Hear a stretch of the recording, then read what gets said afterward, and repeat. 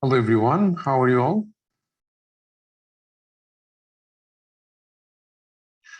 So welcome again to First Aid AMC Clinical Free 2-week session.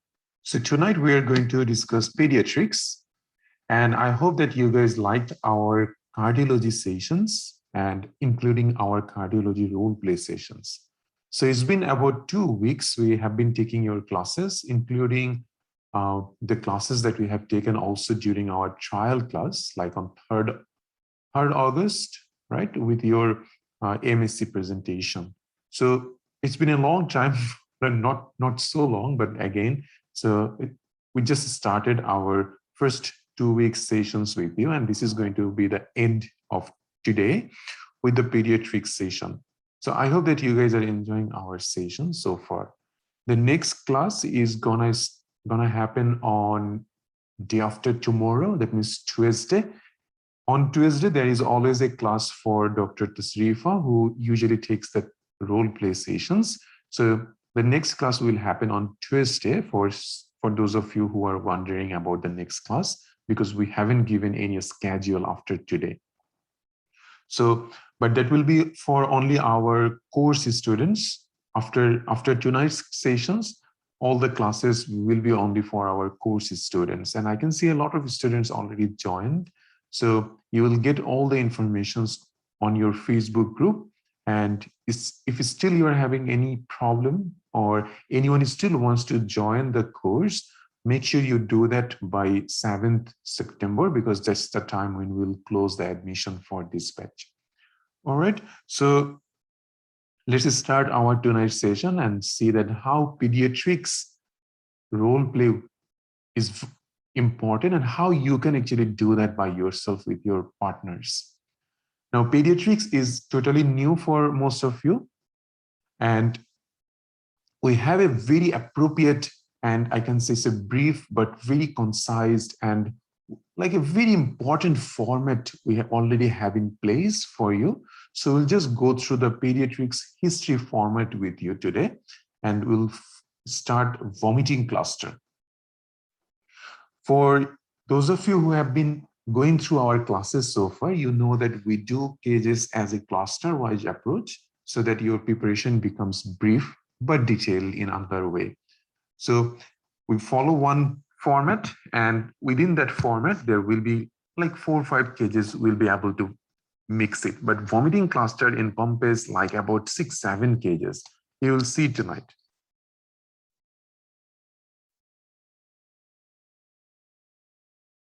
Tuesday. Dr. Shakia, Tuesday is our role play class every time. So it comes always Tuesday.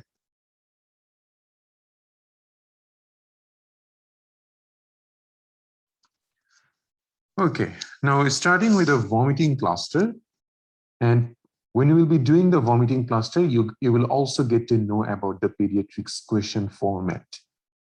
So if a child presents with their parents, let's say mother or father, with vomiting, what are the differential diagnoses that we need to think about? Always in your exam, you think about the differential diagnosis, and then you rule that out during your history, and then you get your diagnosis accordingly.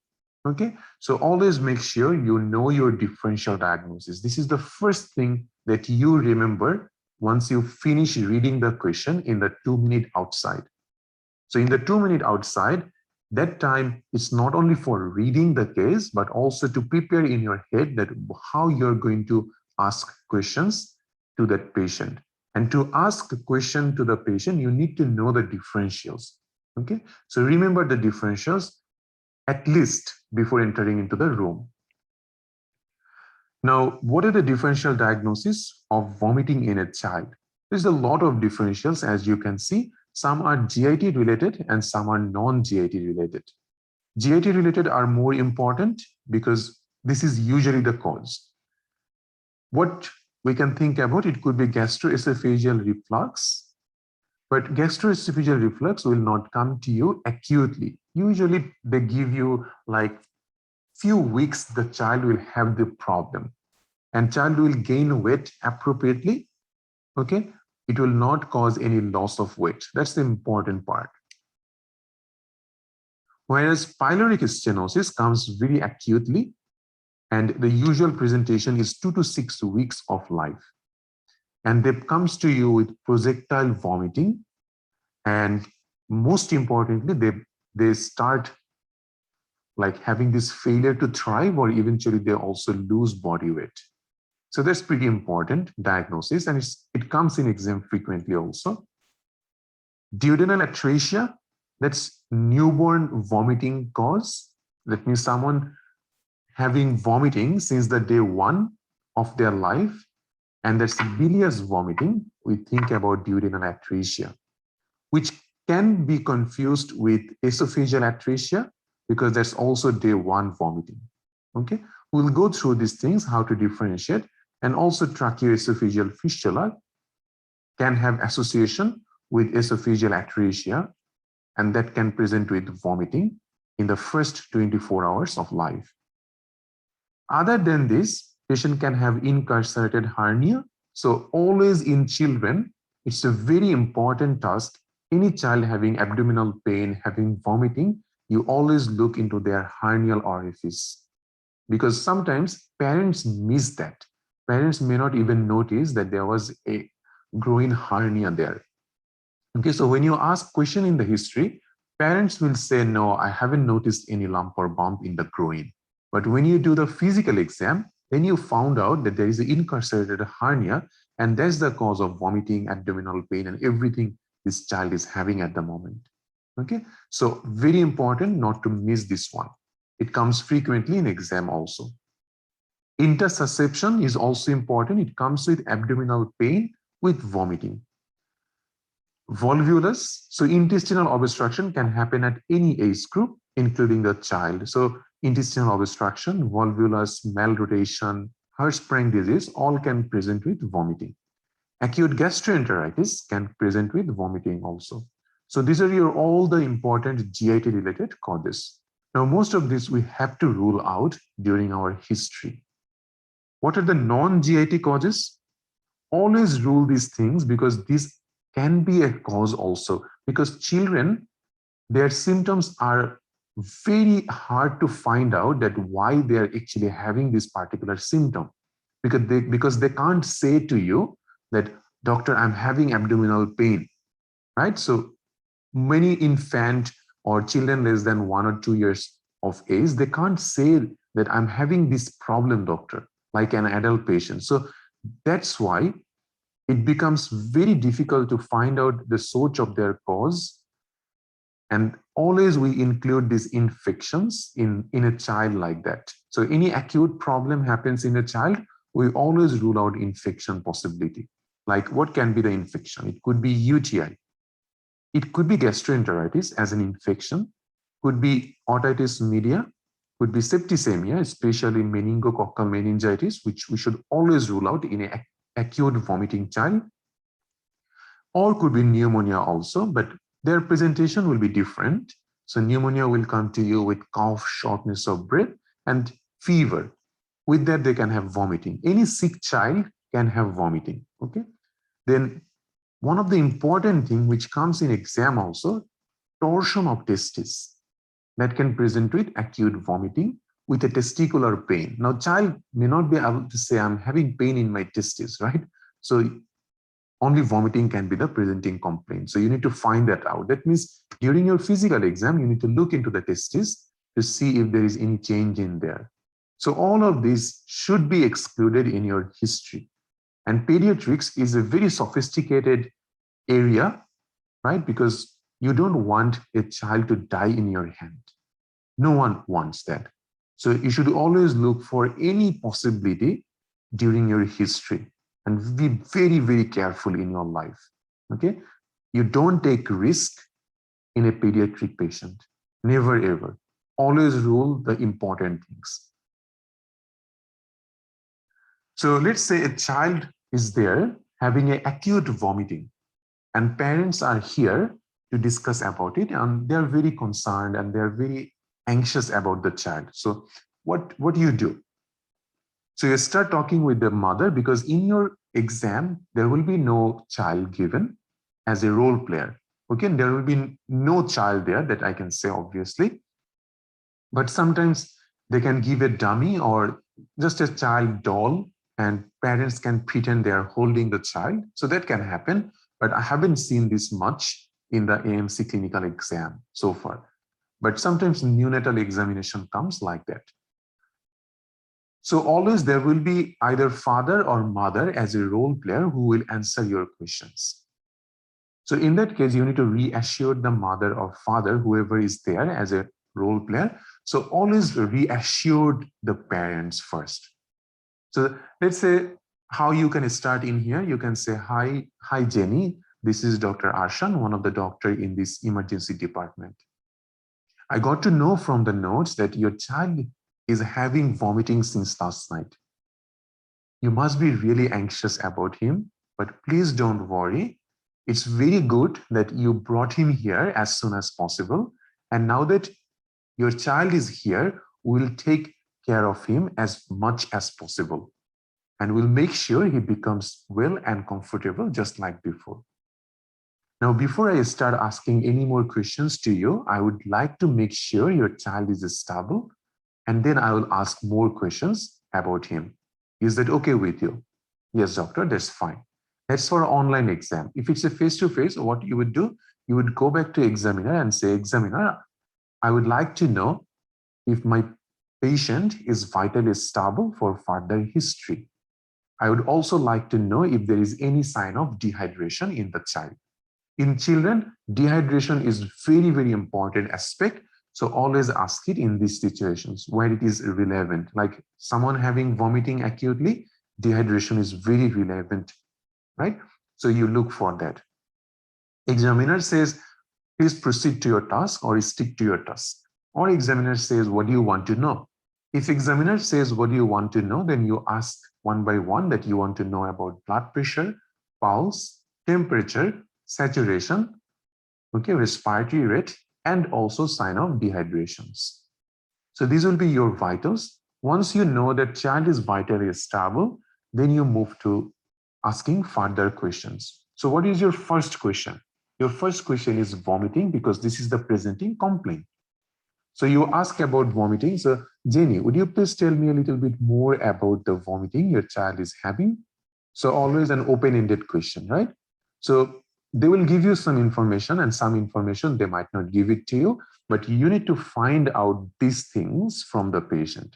So you want to know, when did it start? Now in the question or in the stem, it says that it is started since last night. Do you need to ask it? No, because you already should know that. So don't ask something which is already given in your stem, or don't ask something which your role player has answered during your open-ended question. I have seen a lot of candidates doing these mistakes so far. Like you ask that, can you tell me a little bit more about the vomiting he is having? So role player says, yes, doctor, Sam started having vomiting since last night.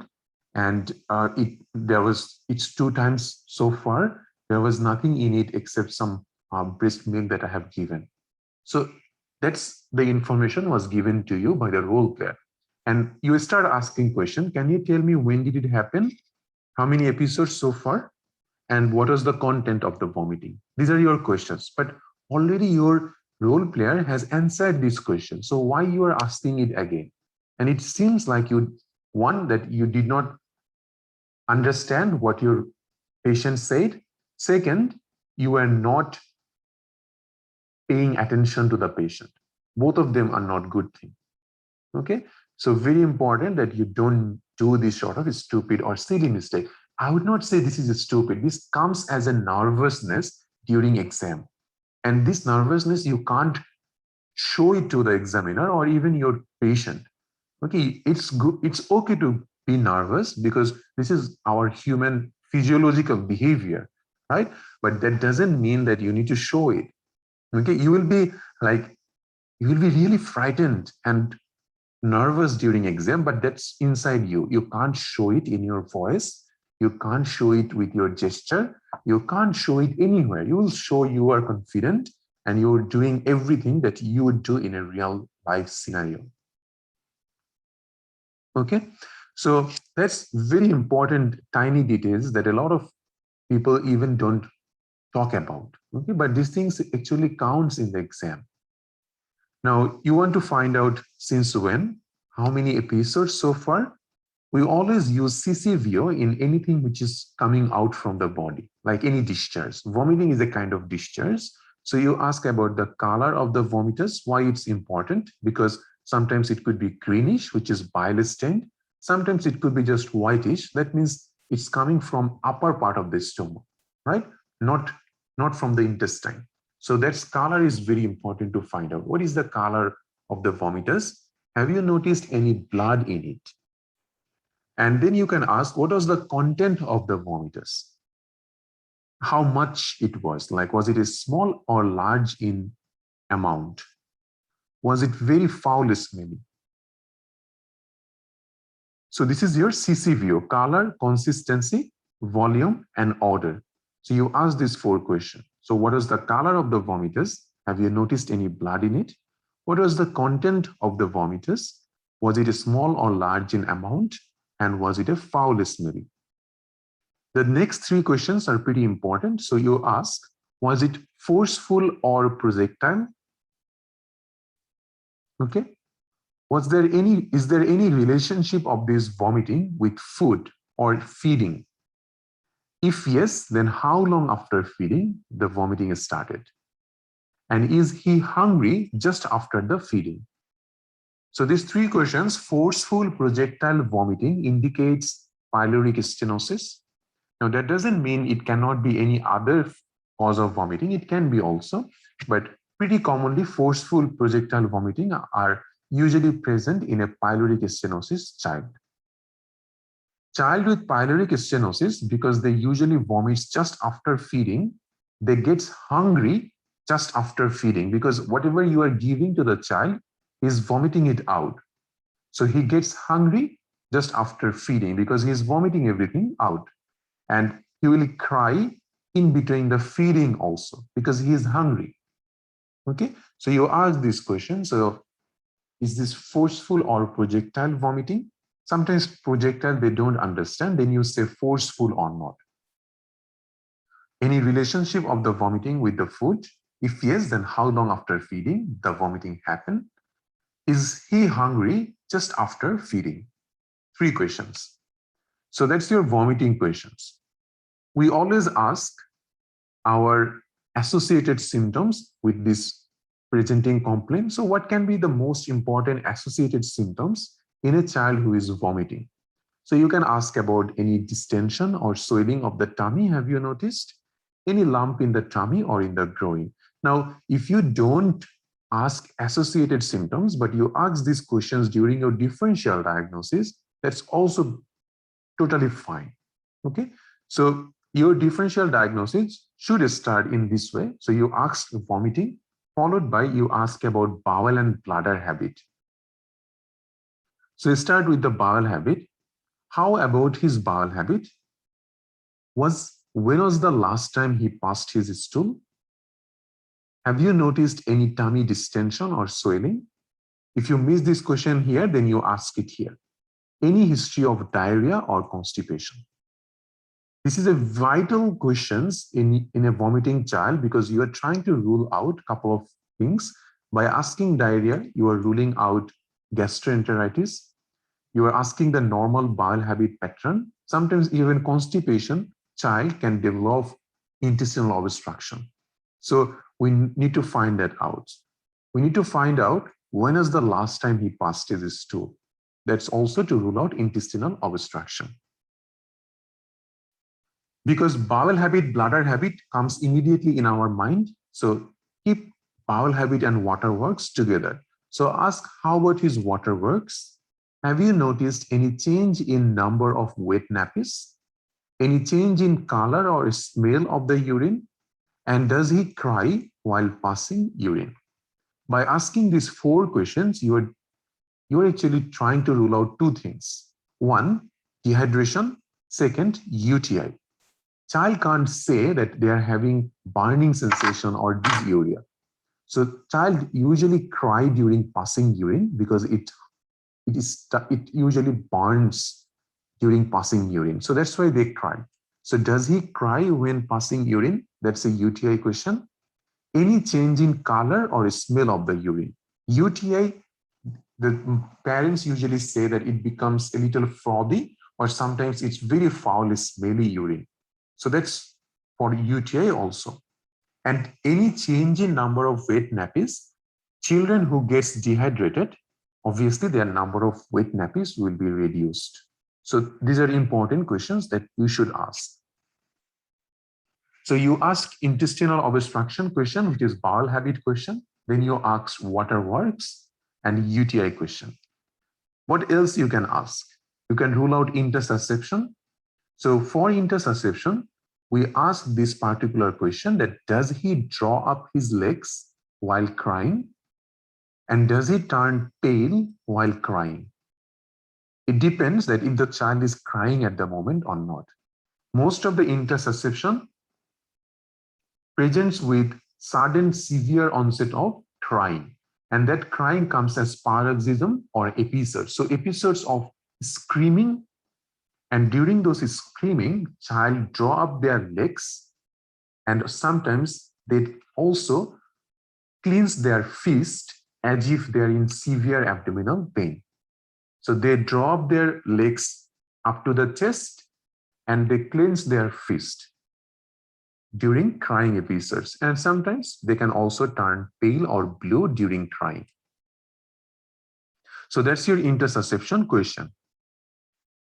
Apart from that, you can remember this question. So that's your incarcerated hernia question. So have you noticed any lump or bump in the tummy or especially in the groin? Okay, so that's your questions for incarcerated hernia. Now, if you go back to our differential diagnosis, for gastroesophageal reflux, we don't have any specific question. The vomiting questions will answer it. Same with the pyloric stenosis, no specific questions apart from the vomiting questions. Duodenal atresia, esophageal atresia, you can rule that out if the child is not 24 hours of age. So duodenal atresia, esophageal atresia, that comes at 24 hours of life. So you can rule that out if that's not the case. We are asking about hernia, intersusception, and intestinal obstruction question.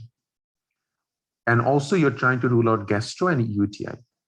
And you only have this otitis media, septicemia, and pneumonia in your differentials. So you ask about septicemia or meningitis. So you ask, have you noticed any fever, any rash in his body? You can't ask in a newborn or like a 3-month-old child about headache, photophobia, neck pain, or neck stiffness. So nothing else you can ask for meningitis. So you can only ask these two questions, any fever or any rash. For otitis media, any discharge from his ears, any pulling of his ears frequently. Children who develop acute otitis media, because they can't pain, they usually try to pull up their ear frequently. And that's an indication of having a otitis media. So we can ask this question. For pneumonia, any cough, any difficulty in breathing. So that's pretty much every questions for your vomiting. Now it looks like a lot, right, in your differential diagnosis, but when it comes to questions, it's not much. So that's the important thing in your history taking. Having a format in your mind helps you not to wander to and fro during your history. So you ask vomiting questions, followed by you ask differential. So you ask bowel habit, bladder habit, or waterworks. You ask 2I, which is intersusception, incarcerated hernia. Now, sometimes you can ask that any chance that child can get any trauma to the tummy. So trauma, like a very severe trauma to the tummy, can cause abdominal injuries, and that can present with vomiting. If you ask trauma, that's fine, nothing to bother about it. And then lastly, you ask the 3 infection-related causes. So meningitis or septicemia, otitis media, and pneumonia. So that's your questions for vomiting. And every pediatric question should be finished with this well baby question, binds, any chance of infection, then we ask TMAC, past medical history, family history. This should be your ending questions. So what is well baby questions? Well baby questions, we have mental status of the child. We have bowel and bladder habit. And we have sleeping and feeding. Bowel bladder already you have asked, right? So no need to ask it here again. About the mental status, you ask one question.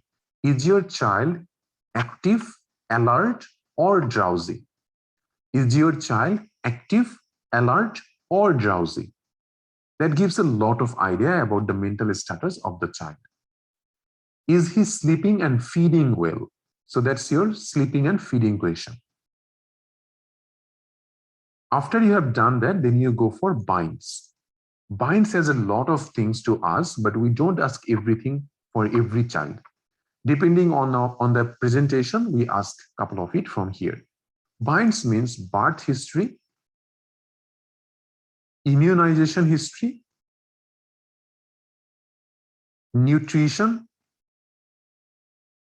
growth and development of the child, and social history. Birth history, we ask that how was the birth of the baby? Was he a term or preterm baby? Was there any complication during pregnancy, delivery, or after delivery? Okay. Now, birth history has a lot of things to ask, but for this question, for this vomiting cluster, only these questions is fine. That how was the birth of your baby? Okay. Was he a term or preterm baby? And was there any complications during pregnancy, delivery, or after delivery? Is your child immunologically up to date? That's mainly we're asking about vaccines. Nutrition, you don't need to ask here. Growth and development is very important question to ask. So you can ask that, are you happy with his growth and development so far? Okay, so growth and development is super important. And that also comes into account that if the child is having any failure to thrive or loss of weight. So it's very important question for vomiting child, because if child is not gaining weight properly, that could be pyloric stenosis. And social history is not important for vomiting questions, so don't bother with this one. So, okay, we'll discuss when it will matter.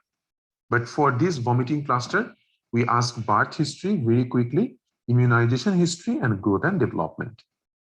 TMAC. TMAC is not super important here, but it's usually important in, let's say, in a fever patient, fever rash child, we always ask about TMAC. So any possibility of infection in the child, we ask TMAC question. T for travel history. So any recent travel to anywhere. Is he on any medication? Any history of allergies? This too you can ask to any child at the end. And contact history. Very, very important is contact history. So contact history include childcare and home. So does he go to childcare? Anyone in childcare having similar complaint? Is there anyone in home having similar complaint? So contact history is very important in child. So child can go to the childcare and they can get the infection from the childcare. Or someone may be having this sort of like, maybe someone having gastroenteritis at home, like let's say father, and from father child can get gastro also. So contact history is very important for a child. So that's your TMAC, travel, medication, allergy, and contact. Contact at childcare, contact at home. Then you just ask, how is he generally, any other past medical condition, any family history of any conditions. So this is how you finish your questions. So if we just go through it very quickly, so you start with reassuring the parents, make sure child is vitally stable and no sign of dehydration. Then you ask vomiting questions. Then you ask differential question, well baby question, binds, TMAC, past medical, and family history. Now it's not very hard to remember. Okay, if you just remember the format, question will come in your head. Any question so far with the history format? Because this history format, we'll be using it for 6-7 cases tonight.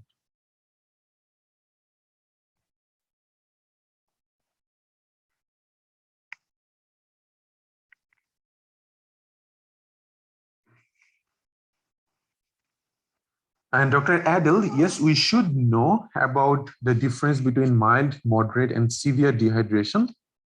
Okay, but not for tonight's session. We'll be discussing about it because it's more important in GIT cluster that we'll be doing. So, but most of the time, if you ask it to the examiner give you that is it a mild, moderate, or severe form of dehydration. But you should obviously know about it.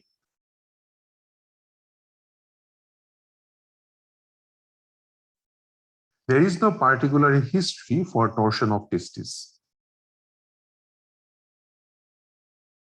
It depends, like torsion testis usually comes like in exam, it comes in like 10-year, 12-year-old child having this problem. So they come to you with mainly pain in the groin. That's the presentation, or sometimes even abdominal pain. Okay. So during your physical examination, you will check the testis and you might find that there is some problem going on in the testis. We will discuss about it, don't worry. So testicular torsion is, again, it's a cluster of abdominal pain. So we'll discuss that in our abdominal pain cluster.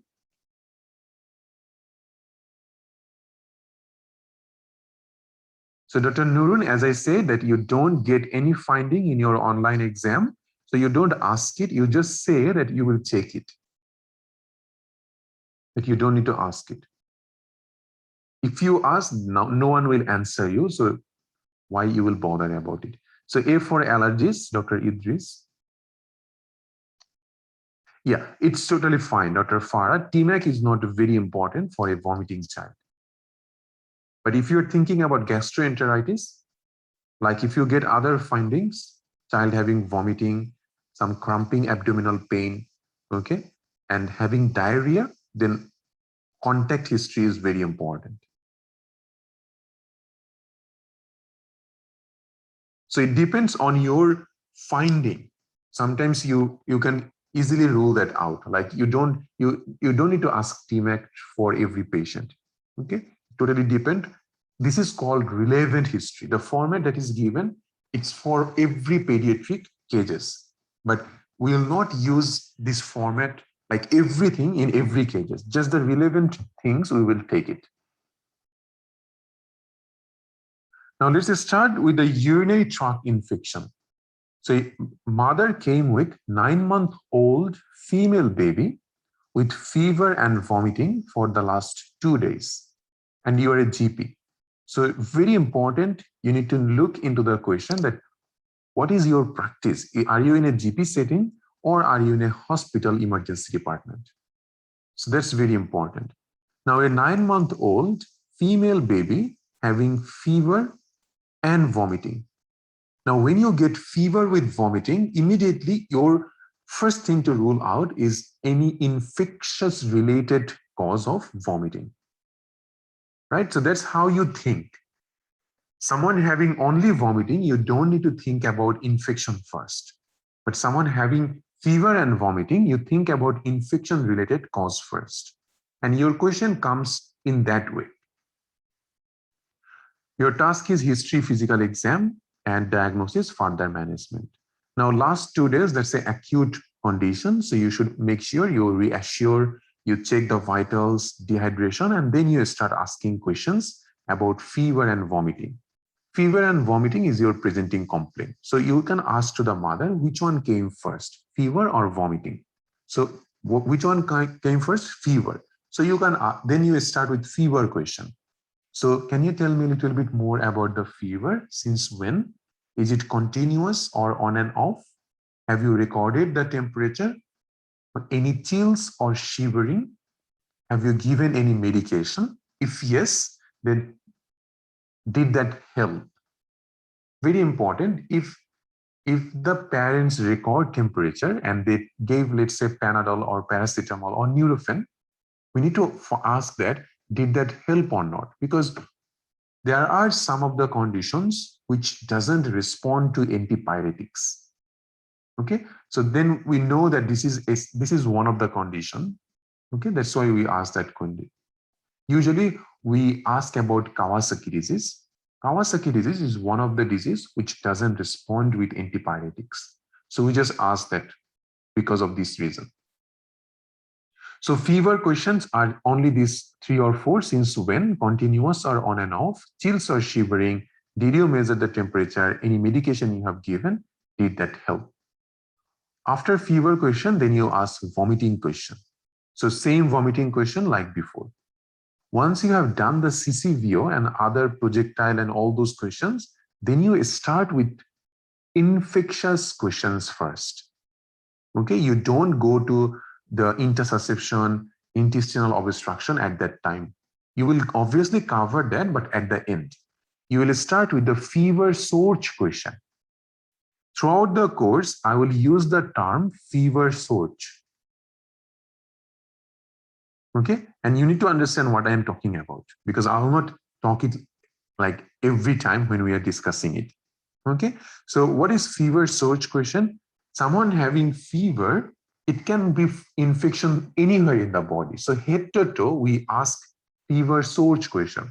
So for head, we have meningitis. So we ask meningitis question. Along with the fever, have you noticed any rash?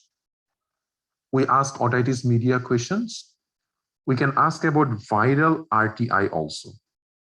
Guys, just give me 1 minute. Sorry, I got a call, which is very urgent. Okay, just give me a minute.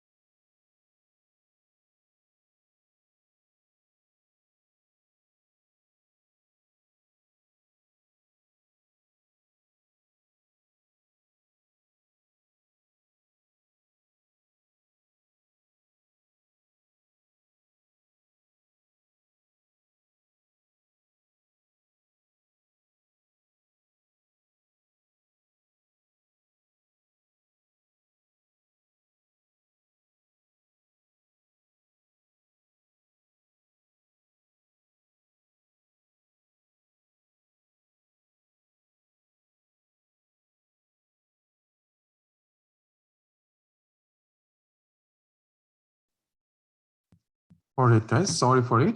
Okay, so we've been discussing about the infection source questions, right? So fever source question should start with meningitis, followed by otitis media, then viral upper respiratory tract infection. Now for viral upper respiratory tract infection, you can ask a couple of questions like any runny nose, okay, any sneezing, watery eyes. These are the questions that we ask for viral RTI, like just a flu-like symptoms. For pneumonia, any cough, shortness of breath. You can also ask any noisy breathing, okay? Then acute gastroenteritis, you ask the bowel habit questions. So now in here, you will start asking the bowel and bladder question, just like the before. So just using the format, that means we are just doing the upside down of that format, right? At previous history format, we started with bowel and bladder, but now because it's a fever and that's the presentation, we started with the infection question first, and then we moved to the non-infectious or GIT related causes. Okay, so that's why I was saying that you need to always start with relevant question first.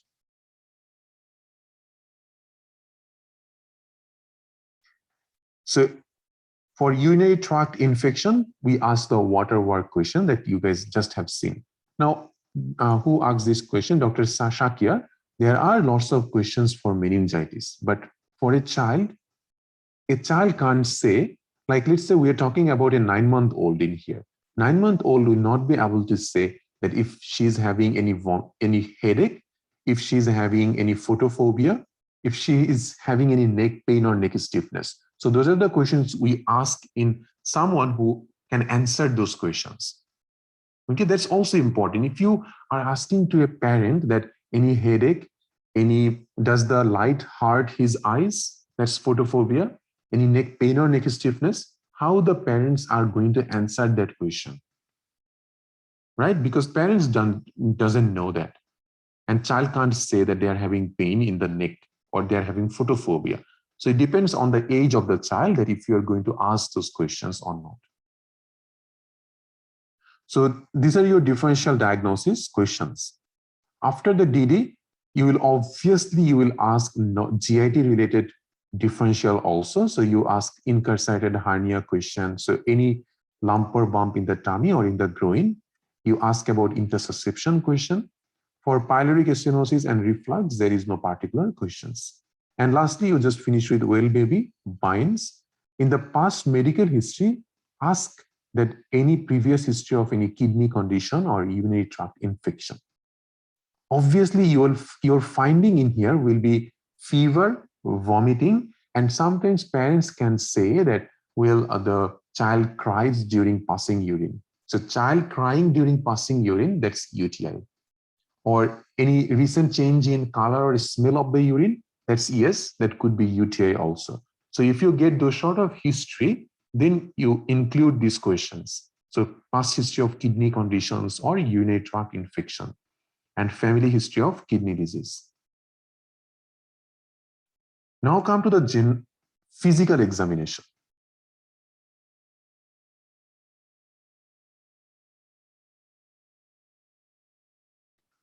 No, Dr. Idris usually is very unlikely to use any slang in exam unless this is a patient with mania or schizophrenia. Like sometimes they use it during mental health cases or psychiatry cases, but not much. Most of these are formal exams. So physical examination from examiner.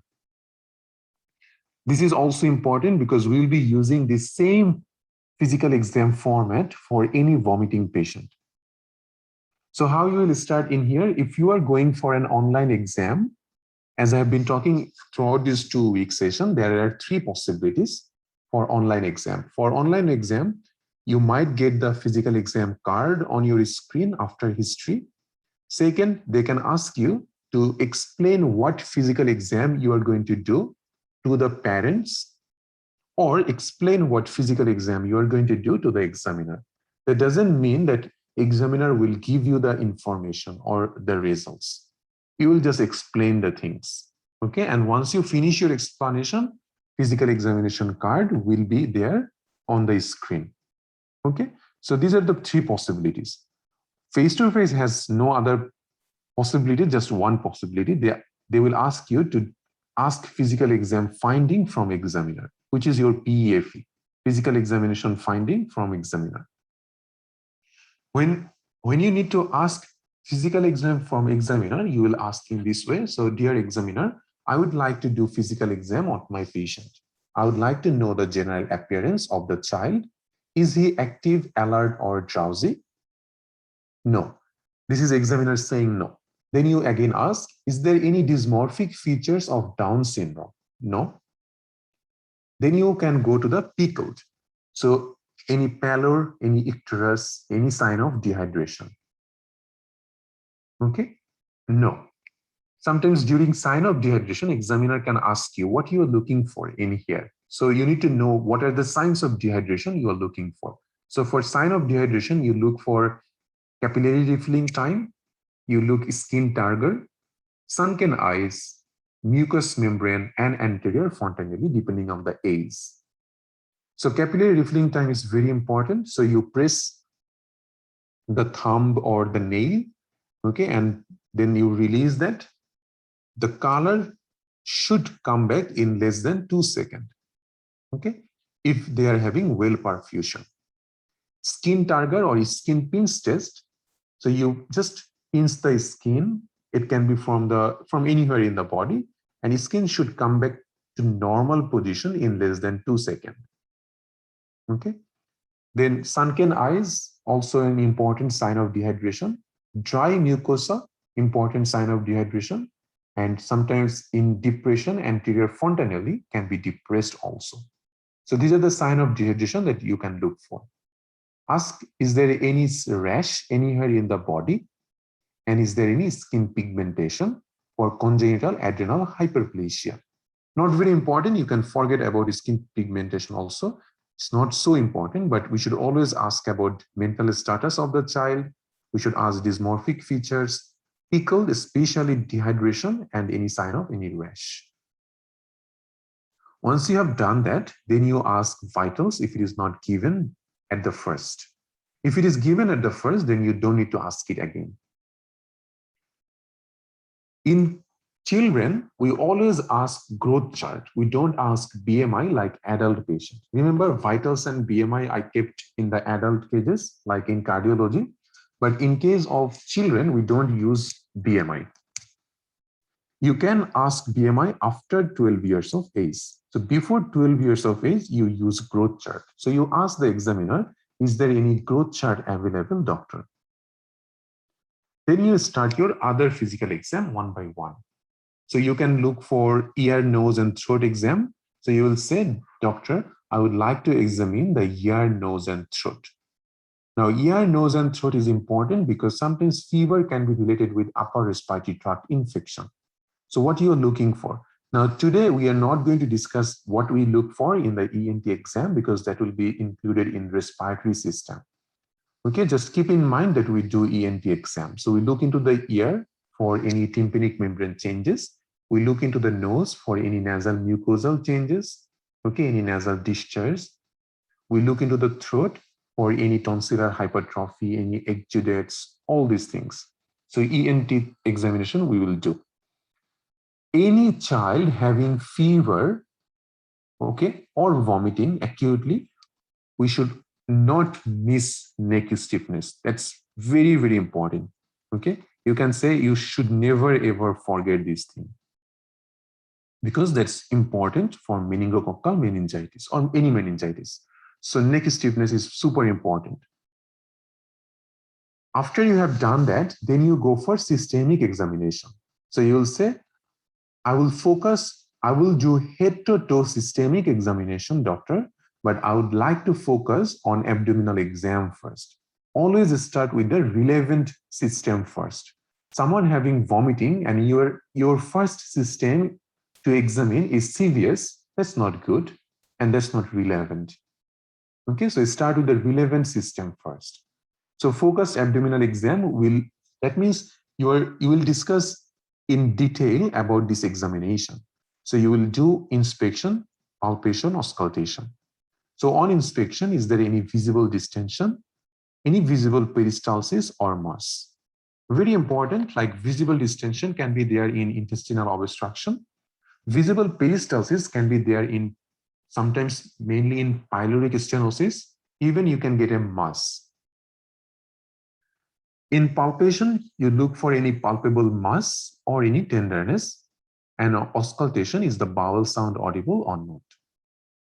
And that's the most important one that you don't want to miss in exam. So you say, with the consent of the parent, I would like to check the hernial orifice. I would like to do the genital examination to rule out any possibility of torsion of testis, and also per-anal inspection to look for any bleeding coming out of it. Now, each of these has its own indication. Hernial orifice for incarcerated hernia, genital examination for torsion of testis, per-anal inspection. You are not going to do DRE in a child. Never. So per-anal inspection is mainly for intussusception. Sometimes intussusception child can have a red currant jelly coming out of the back passes. So that's why you can look for it. And then you will just say that I would also cover the whole other system, including respiratory system, cardiovascular, and central nervous system. Okay, just say in that way if you're running out of time. Your physical examination is not finished until you ask office test. So what are the office tests you can ask in this child? You ask mainly urine dipstick. You can ask BSL also, that's fine. But urine dipstick, what you're looking for any leukocyte, any nitrite, or any RBC. So don't forget about urine dipstick because that can be the only finding in your exam in UTI. Okay, maybe there is the parents saying that they don't know if the child cries during passing urine. They don't know if the child having any change in color or smell of the urine. So nothing they are giving you as a positive. So you don't know what's going on. Okay, and there is no other positive findings you have got. Only positive finding, you did a urine dipstick, you found leukocyte. So that's your diagnosis, UTI. And if you miss this one, you miss the diagnosis. So in this case, you will get only positive finding will be there, like urine dipstick got some leukocytes positive, and child having fever and vomiting. That's the main presenting features. Now management will be, so say that, well, Jenny, most likely from history and physical examination, your child is having a condition known as urinary tract infection. Do you know what does it mean? Always involve the parents. Do you know what does it mean? No, doctor. Well, it's an infection of the urinary tract caused by a bug. Let me draw a diagram for your better understanding. So you can very quickly, you can draw a picture in the face-to-face mainly, that you can show this is kidney, this is ureter, this is the bladder, okay, this is the urethra. So you can just show the urinary tract very quickly and you can say that your child might have got infection in this urinary tract. It can be anywhere in this tract. As this tract is very close to the back passes, bugs can easily enter into the tract, causing infection and inflammation, and that can manifest in a child with fever, vomiting, with painful, smelly urination. Are you with me so far? Are you understanding me, what I'm saying? Yes, doctor. So see that I am involving my patient every few seconds. So that's important. So you should always involve them.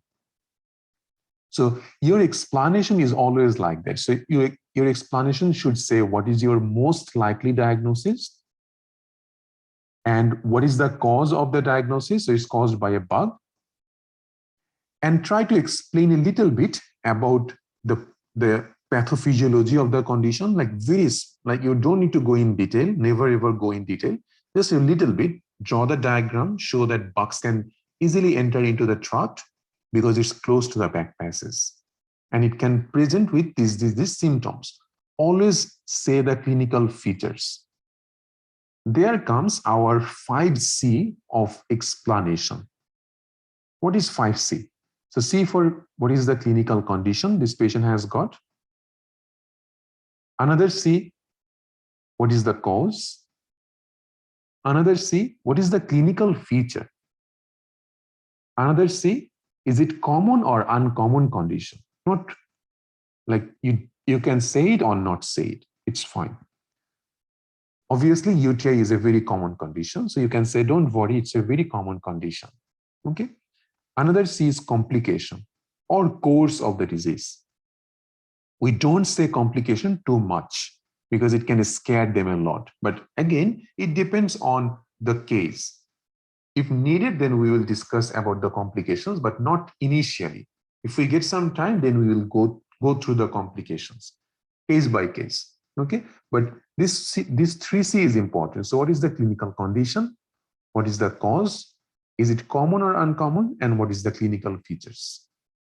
Always try to explain the symptoms and try to correlate with the condition. That means this is urinary tract infection and this presents in this way. And that's the exact symptom your child is also having.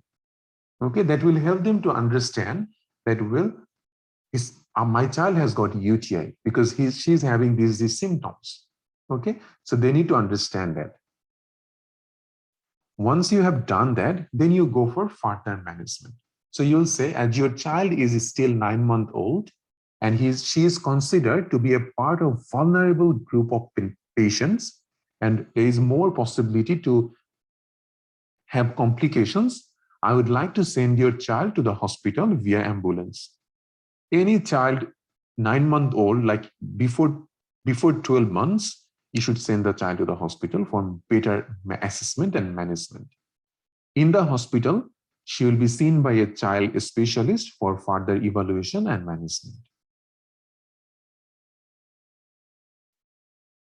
Then come for other investigations. So obviously in a child, urine dipstick is not specific, right? So say that as the initial urine dipstick is just a screening test for the infection, most likely in the hospital, they might want to take another urine sample, probably by a method known as suprapubic aspiration, and send the urine for culture to see if there is any bug growing or not. In this procedure, a small needle will be inserted just below her umbilicus or belly button, and a sample of urine will be collected from there. Please don't worry, it will be totally pain-free and will be done by a very experienced doctor. It's very important because if you don't reassure the mother or father after saying that a needle is going to be inserted in his child, that parents is not going to take the child to the hospital. Okay, so don't just keep it there. Say that it will be painless, but it's really important to know the cause of the infection. Otherwise, we will not know which is causing this infection. Okay, so it's very important. And even we are not sure that if it is actually infection or not. Sometimes they can ask you, doctor, can't you just take a, like, can she give it a bag specimen, or can't she give her wee by a bag? So bag specimens are most likely to be contaminated. So always say that I understand your concern, Jenny, but the bag specimen are most of the time they can be contaminated from outside, and it can compromise our test result. And if we don't know which bug is causing this infection, eventually we might not be able to treat her accordingly. So it's very important for us to do that. Again, there will be other specialists in the hospital. They will talk in detail about you about these procedures. So please don't get worried about it. Your child will be in a safe hand. Are you with me so far? Yes, doctor.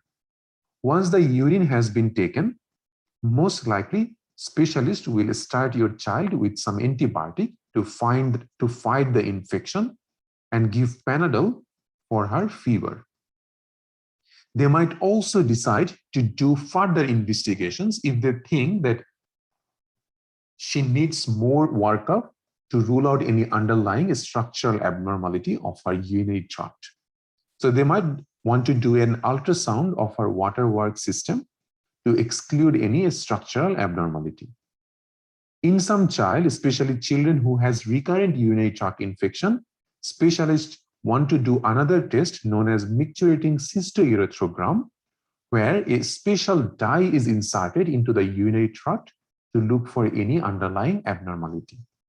But these are usually decided by the specialist, and they will decide accordingly. Okay, now remember one thing, ultrasound usually done in a child just to rule out any possibility of any structural abnormality. This is more common for a child who develops recurrent UTI, but again, you will just talk about it. You should talk about it because it can happen. If specialist wants to do, they can do it. So ultrasound and MCUG or VCUG is a part of investigation that we should talk about. Always give some reassurance, say, don't worry. Most of the children with this infection make a good recovery and have no future complications. I would give you some advice. Please give her ample amount of fluid during this time. And once she gets discharged from the hospital, I will again review her and see how she's doing.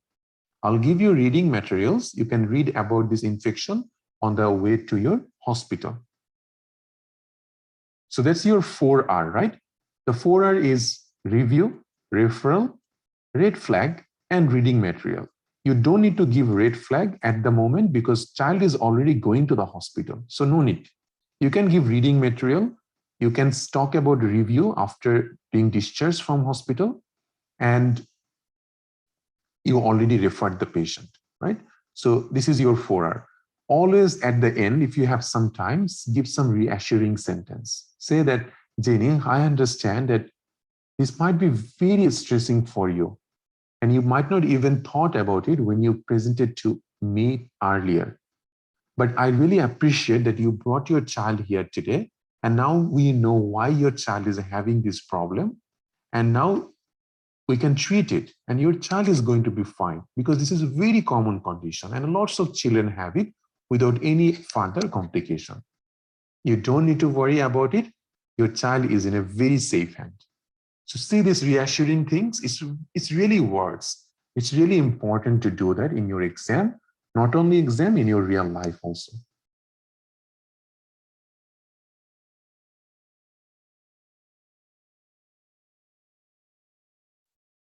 Here, guys, so yes, we do the suprapubic aspiration only for children who is less than 1 year old.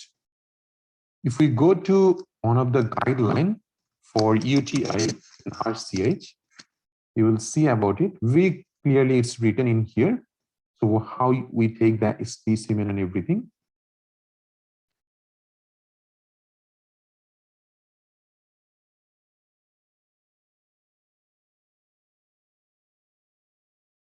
So these are the way. One is midstream urine. Now you can't do that in a child who is 9 months old. This is for toilet trained children. Okay. So like after 4 to 5 years. Clean catch, appropriate for pre-continent children who can't void on request, but are not seriously unwell. See, because contamination rate is very high and we don't usually recommend it, because 9 month old, they are usually seriously unwell. We need to always treat them as they are very severe. So clean catch is not a good idea for this group. Suprapubic aspiration is the gold standard for anyone having possibility of UTI less than 12 months. In and out catheter can be done usually if it is a failed SPA. So you try to do suprapubic aspiration and it has been failed, then the option will be in and out catheter. And you should never ever do bag urine because contamination rate is 50%. Okay. So these are your possibility, but see that only suprapubic aspiration is a good one.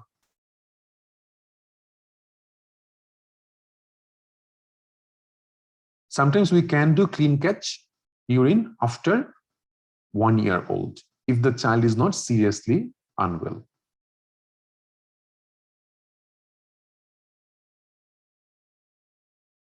Any question? So I think Dr. Adel, your question answer is done. Dr. Shiraz, is it possible to cover such a lengthy history plus lengthy and detailed PEF and then talking about such a... The thing is, Dr. Shiraz, they will not ask you all of these things. Okay, so they don't ask you history, PEFE, diagnosis, differentials, and management. These 4 tasks is never ever possible to finish in the time given. Okay, and in case this is a scenario in your exam, then you need to cut it short. Okay, so you don't bother about well baby binds, those things. You just ask the history and differential diagnosis, finish with past medical history, and move to the physical examination. Focus on only the which is important. So whenever there is a larger task, you focus on important thing. You don't focus everywhere. But that is usually not the case in exam. No, you don't need to talk in detail about MCUG. You can just touch it.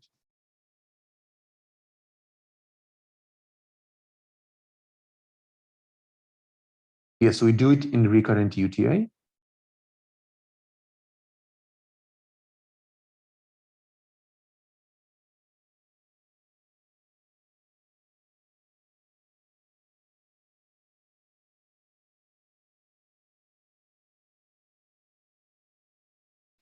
So course, Dr. Amal, is usually we talk about the course of the disease in case of cancer or breaking bad news. But For other cases, we don't talk about course that much. Its course means that how this disease is going to go. Like, is it a good prognosis or bad prognosis? Is it a progressive condition, or is it treatable by just some medication? This is called course. We don't, like, GP should not do catheter urine sample in a child. Okay, we don't do that.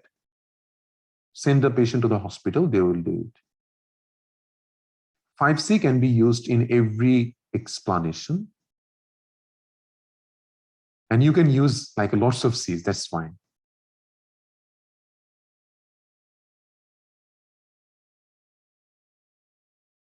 Now, we don't need to do septic workup if we get urine is infected. That's the thing, right? So if you already get that child is having leukocytes positive in the urine, then you don't need to go for full septic workup.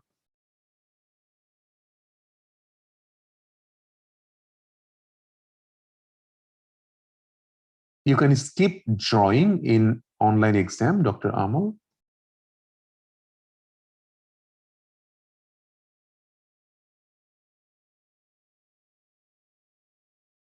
So you start with urine dipstick always at first. And if urine dipstick shows any possibility of infection, then you go for further invasive one like suprapubic aspiration, those things. Neck stiffness in newborn, it doesn't have any indication, so you don't need to check it in a newborn child.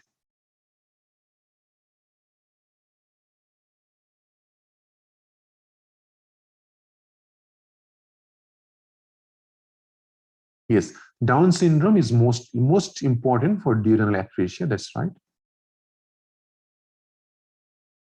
TMAC will be important in any child having infection. Okay, Dr. Srujan. So in here, TMAC will be a good idea to add.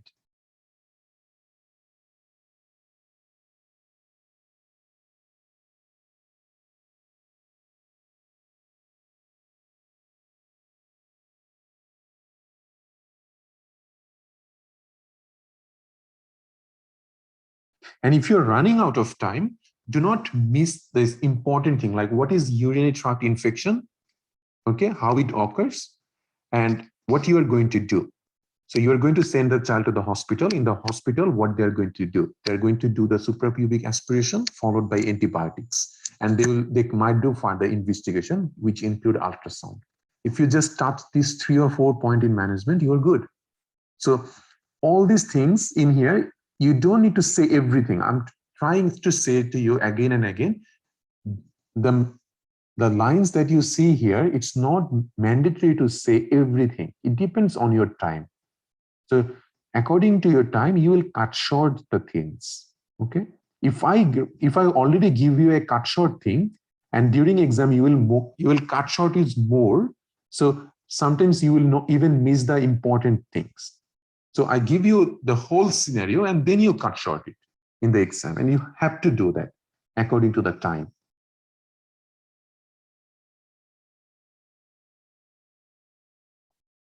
Septic workup is important where we don't find the source of infection, but we'll discuss about septic workup later on, not today.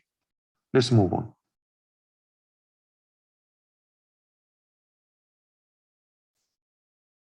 Next is gastroesophageal reflux. So you're a GP and a mother brought her 4-month-old baby girl. She says that child vomits after feeding. There are no other symptoms. Mom thinks that bottle feeding will be better for him. History, physical exam, diagnosis, management. His task is not always like that, so don't get stressed about it. So 4-month-old girl, it's saying that child vomits after feeding. And that doesn't mean, that means that this is a 4-month-old vomiting after feeding. Now, it doesn't sound very acute, okay, but it can be. You should always find it out, that how long this vomiting going on. And you will find out that it's a chronic thing going on, and just after feeding, child vomits, or sometimes even just spit it out. So what is gastroesophageal reflux? So it's the passage of gastric content into the esophagus, right? So in a very short way, so if this is the esophagus and that's the stomach, When stomach contents refluxed or regurgitated back to the esophagus, that's reflux. And that's a physiological process, occurs several times a day in a healthy newborn or in a healthy child, usually before 12 months, sorry. Its clinical presentation of vomiting or regurgitation is very common in infant, and majority of cases usually self-resolving, doesn't need any treatment. At 12 months of age, only 5% will have symptom. That means you can reassure the mother or parents that after 12 months, most likely it's going to be gone and it will be fine. Your child is going to be fine after 12 months. Why this is a physiological process? Because the lower sphincter in the esophagus, which controls this backflow, it's immature in infant, okay, and it doesn't have that much power. So that's why sometimes stomach content can go back to the esophagus. And this is how you reassure the parents also. Now the problem comes when it becomes pathological reflux, not physiological. So when we call it pathological, that's your gastroesophageal reflux disease, okay? Gastroesophageal reflux disease is that child having those vomiting after feeding.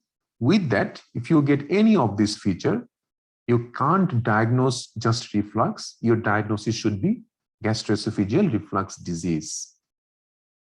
So what are those? One is pronounced irritability with arcing of the back.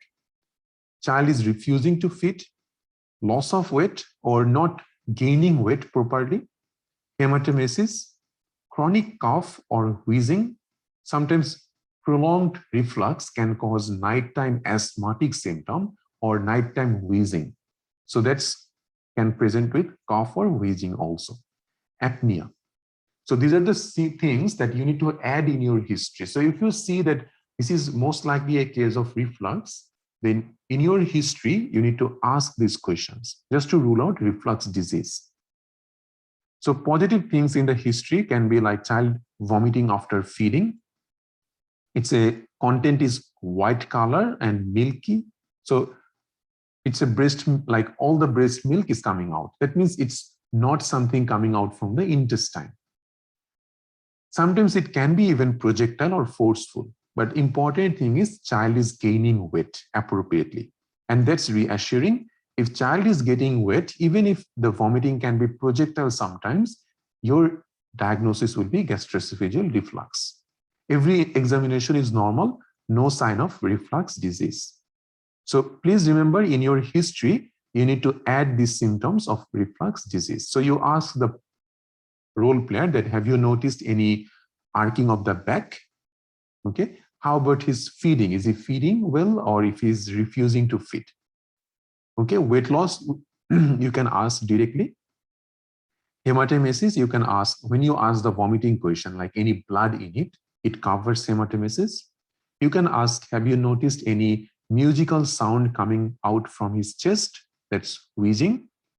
And apnea, anytime have you noticed your child stop breathing for a few seconds? Okay, so stop breathing for a few seconds, that's apnea. So ask these questions during your history just to rule this out. And apart from that, all the things are same like before. So format will be same in here. Physical exam also same. So how you can manage this child? Say that most likely your child is having a condition known as gastroesophageal reflux. Don't say reflux disease in here, okay? Do you know what it is? No, doctor. So let me draw a picture for your understanding. So draw the picture of esophagus and stomach and then say the lower part of the food pipe known as esophagus, it connects with the stomach like this. In your child case, this lower part of the food pipe is poorly developed and it's very common in children in his age group.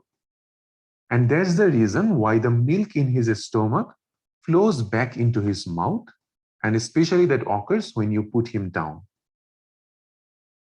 It's a very common condition where baby vomits after each feeding, but otherwise he thrives well, gain weight accordingly. This condition gradually improves with time, especially after introduction of solid, and majority clears up by the age of 1 year. So please don't get worried. It's a very common condition in your child group. Further management, we don't recommend any specific treatment for it, and he doesn't need any more investigations for it. I will recommend you few modification in his feeding. So what you can do, you can give him a small frequent feeding, or you can decrease duration of feeding along with the time in between. So a small frequent feeding is a good idea to improve these reflux symptoms. And also you can thicken the food with some thickeners like Gaviscon. So food thickeners is a good idea. You can also elevate the head of the cot by 10 to 20 degrees. After each feeding, please do not put your baby immediately to sleep. Carry him for a while and put head elevated. So head elevation is very good idea. We highly recommend breast milk because it is best for your baby. And please understand that breast milk has nothing to do with the reflux he is having. Because why we talked about it, look at the question. Mom thinks that bottle feeding will be better for him. So you need to address this issue. Otherwise, they will start formula feeding for the baby. If it doesn't help in few weeks, I will refer him to a gut specialist, okay, or a pediatrician who might try on some anti-acid therapy. But most of the time, it's not needed. Don't worry, as long as your child is growing well, feeding well, there is nothing to be afraid of. I will regularly review him and give you reading materials about it. But anytime if you notice that your child develops pronounced irritability with arcing of his back, he's refusing to food, or most importantly, he's losing weight, or he's not breathing for a few seconds, please bring him to me immediately or go to the emergency department. Okay, so that's your 4R. So there is no particular medication that you need to give in here. Only management is food thickeners, small frequent feeding, elevate the head of the bed.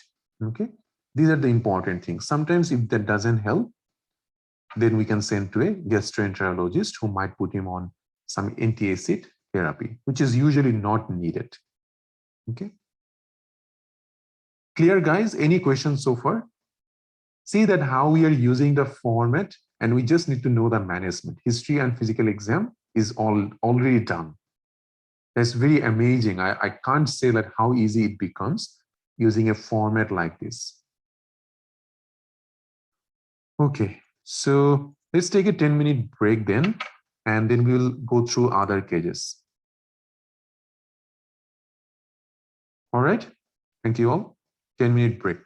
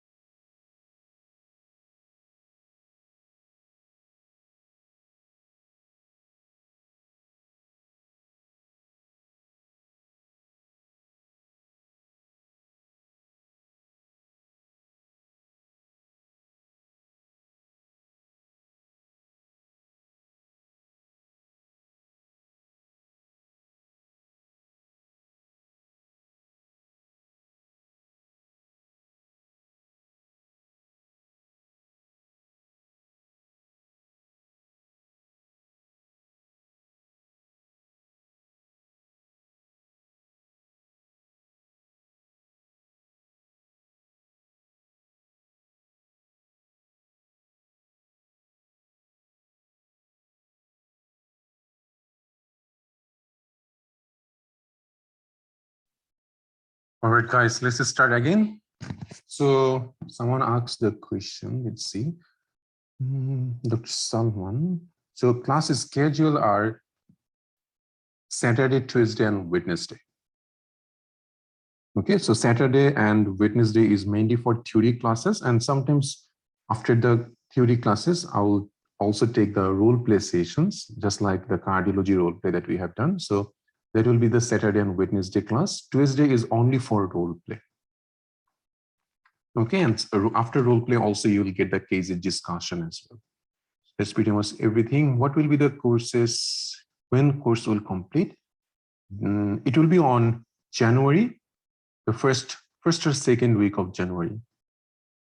So if you're going to join the course, I would say that whenever your exam date is open for the next year, okay, if you're very serious and giving appropriate time for preparation, register yourself for the exam starting from March or April.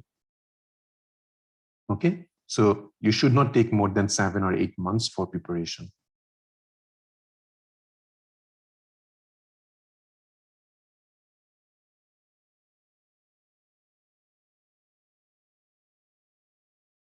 Yes, Dr. Adil, any child having reflux, any of those components are there, you call it reflux disease, even though there is no loss of weight.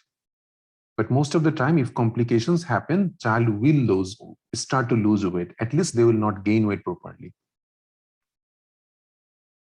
So starting with the next case, pyloric stenosis. So you are a HMO in an emergency department, a 6 weeks old baby boy with vomiting brought by his mother. So 6 weeks baby, task are same. So these are the positive finding in the history.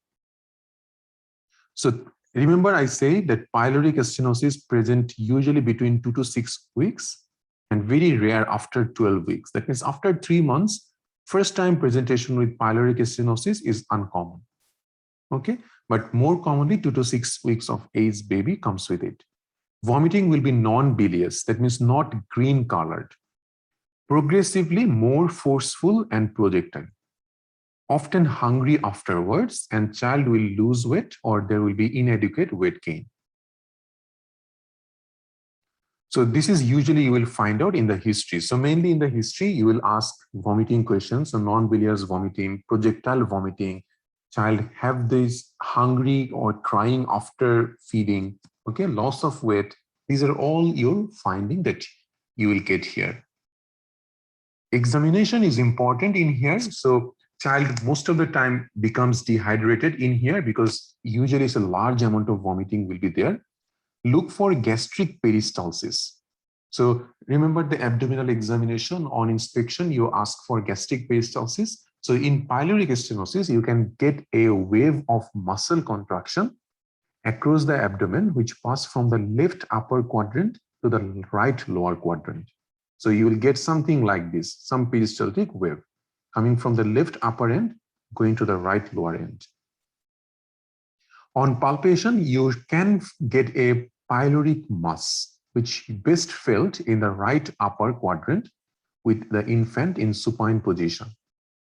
So it also known as a olive-shaped mass. So olive-shaped mass in the right upper quadrant, you can get it in the abdominal palpation. You can also ask for a positive feeding test. That means you ask the mother to feed the baby in front of you, or you can give some privacy and you just look for that if the baby starts vomiting after feeding or not. And if yes, that's a positive feeding test. And that's most of the time also you will find positive in pyloric stenosis. It's not very important. If you don't ask it, that's fine. So that's your finding in here. Don't miss dehydration. Don't miss asking about peristalsis and palpable mass in here. So once you get that, and remember, you don't get pyloric mass or peristalsis in every patient. Some patient you might not get it. And just because you don't get it, you just don't say that this is not the diagnosis. Sometimes you might not get it. That's fine. Not every child will have a olive-shaped pyloric mass. In the management, you'll say that most likely, according to history and physical exam, your child is having a condition called pyloric stenosis. Do you know what it is? No, doctor. Now in here, drawing a diagram might help. Okay, so you can draw stomach, or you can start with esophagus, then a stomach, and then the first part of the duodenum like this. And this is the pylorus, right? So you say that the milk that you give to your baby, it goes from the mouth through a tube-like structure known as food pipe to the stomach. And from this stomach, the milk goes to the small gut. In pyloric stenosis, the lower end of the stomach, known as pylorus, get narrowed. And as a result of that, the milk or whatever your child drinks do not pass down to the small gut, and all the things start accumulating in the stomach and child start vomiting. Because of the vomiting, he is losing fluid from his body, and that's the reason he is not gaining adequate body weight. Okay, so explanation of pyloric stenosis should be thorough. You can't just say it's the narrowing of pylorus. You should always explain what is going on in here. So then you say that, Jenny, this is an emergency condition, and unfortunately, an operation is needed to fix the problem. I'm really sorry to say that, but I want you to know that your child is in safe hand, and I'm doing everything in my hand to facilitate his transfer to the hospital. So I need to send him to the hospital immediately via ambulance, and I will arrange the pediatric emergency transfer system so that your child can be sent to the hospital as soon as possible. So this is an emergency situation, right? So in emergency situation, you can involve either the ambulance or even the pediatric emergency retrieval system or Piper. In the hospital, he will be seen by a child specialist for further management. Diagnosis is usually clinical, but sometimes a specialist might do an abdominal ultrasound to confirm it. They will do frequent blood tests to check his salt or mineral level. As your child is dehydrated, in the meantime, when he is going to hospital, we will start him on a IV line and start him on fluids so that this dehydration, so that he can be rehydrated again. Also, I would advise you not to feed him from now onwards, because this can make things worse. So in your GP setting, only thing that you can do, you can insert an IV line and start the child on IV fluid, if you can do that. Sometimes it's very hard to insert an IV line in a dehydrated child. So if you can't do that, don't bother, okay? So you just wait for the Piper and send the child to the hospital as soon as possible. But you can obviously say about that you want to try to insert an IV line and start him on fluid if you can. In the hospital, they will do blood tests to check his salt mineral levels and acid base level. Also, I would advise you not to feed him from now onwards, because this can make things worse and he can still have vomiting. If your child keeps on vomiting, even after you have stopped eating, sometimes in hospital, they might want to insert a tiny tube through his nose down to the stomach to remove any contents of the stomach, which we call NG tube or nasogastric insertion.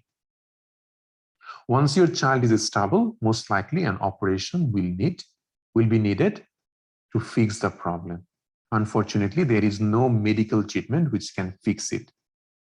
Your child can usually start eating and drinking within 6 hours of the operation. Once the problem has been fixed by surgery, it is very unusual to come back again.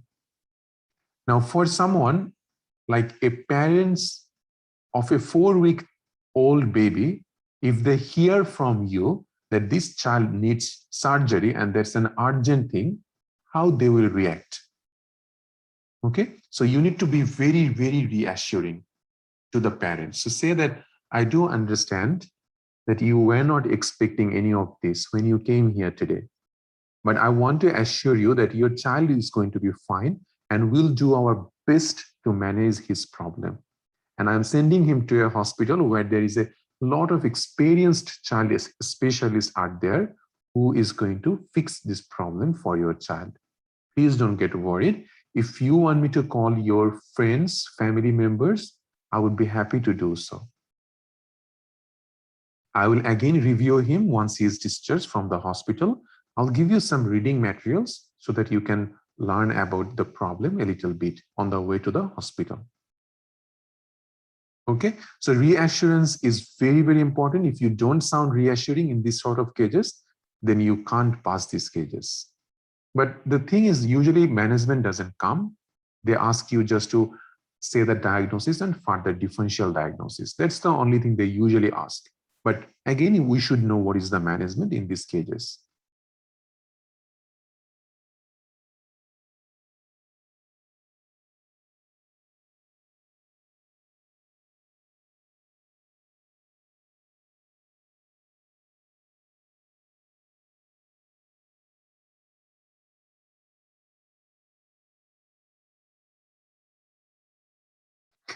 Now, it's for rural GPs can also involve the pipers. Okay, if the hospital is very far away, that if you are trying to send to just by a road via ambulance, if it's not possible, then GP can also involve the piper, especially for very rural GPs. But most of the time, you will be able to send the child to the hospital. Okay, and if you are sending to a rural hospital and rural hospital cannot accommodate this patient and needs to send to a tertiary pediatric hospital, then the hospital emergency department can involve the piper at that time also. It depends on the area where you are practicing.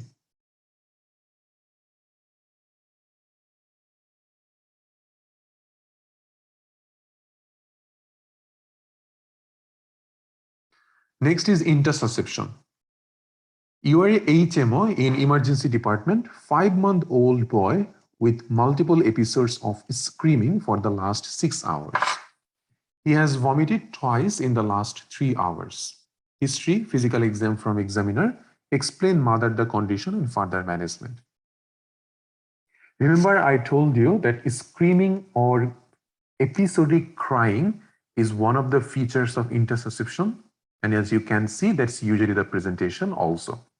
With that, you will get vomiting most of the time. And it comes very acutely.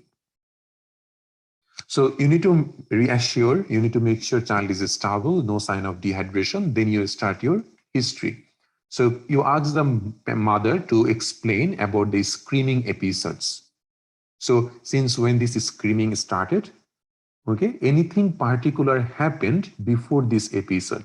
Because sometimes screaming can happen due to a lot of causes. Maybe child fall from a height and then started this screaming. We don't know that. So anything particular happened before this episode? It's a very good question. Okay, so how many episodes so far? Anything particular happened? Is it continuous or episodic? Okay, so these are the questions. Since when? Anything particular happened before this started? How many episodes so far? So episodes is actually after this question. So is it continuous or episodic? If episodic, then how many episodes so far? And is it the first time? Does he while crying or screaming? And does he turn pale or blue? Very important question for intussusception. So most of the child during screaming time, they will draw up their leg up to the chest. And sometimes even they clench their fist. And they can turn pale during that time. So these two are positive finding in many cases. Then you ask vomiting question, similar like before. Ask all the differential diagnosis. So you ask intestinal obstruction question. Intussusception, you can ask any loose stool or any red colored stool, have you noticed? Most of the child will have a diarrhea or like a red jelly colored stool along with the vomiting and screaming. Incarcerated hernia, any lump in the groin. Followed by that, you will ask infection question just like before. Nothing is changed, just the screaming questions has added. Well baby binds, past medical history. Physical exam will be same like before. Now in the systemic examination, when you will come for focused abdominal exam, you will try to find out some finding. First, intussusception is a kind of intestinal obstruction. Okay, so you might get distension of the abdomen. In palpation, you might end up getting a palpable mass, which is kind of sausage shaped. So sausage shaped mass can be found in intussusception, not always, but sometimes. You might also get some emptiness in the right iliac fossa. Sometimes if child is a little older, they can also feel tenderness. Auscultation, you ask for bowel sound audible or not. Sometimes you can get an alternating high-pitched bowel sound with absent bowel sound. Okay, sometimes normal bowel sound also. So only finding that you look for in here is the sausage-shaped mass. And you can also look for emptiness in the right iliac fossa. Okay, these two can be positive. Do not forget about, like with the consent of the parent, you want to look for hernial orifice, you want to look the genitalia and also the perianal inspection for any red currant jelly. This is very, very important. Don't forget it in intussusception. Sometimes they might ask you to do a parectal inspection in a child dummy, and that's given in your face-to-face exam. Okay, so they will give a child dummy on the table and they will ask you after the history and physical exam to look into the or to do the perianal inspection. Once you remove the diapers, you might see the red currant jelly is coming out of it. Okay, so that's give your diagnosis. So in the history, obviously, you will get an episodic crying or screaming episode with child drawing up the legs. During this time, child looks pale. Okay, you can get loose motions or diarrhea with blood in it, and a classic red currant jelly can be found. Diarrhea is quite common. Sometimes preceding upper respiratory tract infection can be there. Physical examination, we already discussed all of it, so just remember it. Come to the management. So say that based on the history and physical exam, most likely your child is having a condition known as intussusception. Do you know what it is? No, doctor. Now, drawing intussusception can be hard, so just something which will give some idea. So it's what it is. Actually, it's a telescoping or sliding of one part of the gut into another. Because of the sliding, the bowel can get blocked or obstructed, and that leads to the abdominal pain. And because of the pain, your child is screaming and also having vomiting. Now, Jenny, this is an emergency condition, and we need to admit your child and involve the child specialist. This time you're in the hospital. Why it is emergency situation? You can also say that because your child's bowel or gut is obstructed. If we don't admit your child and we don't go for emergency treatment, this blocked gut is not getting enough blood supply, and eventually it can become non-viable or dead. So that's why it's very, very emergency.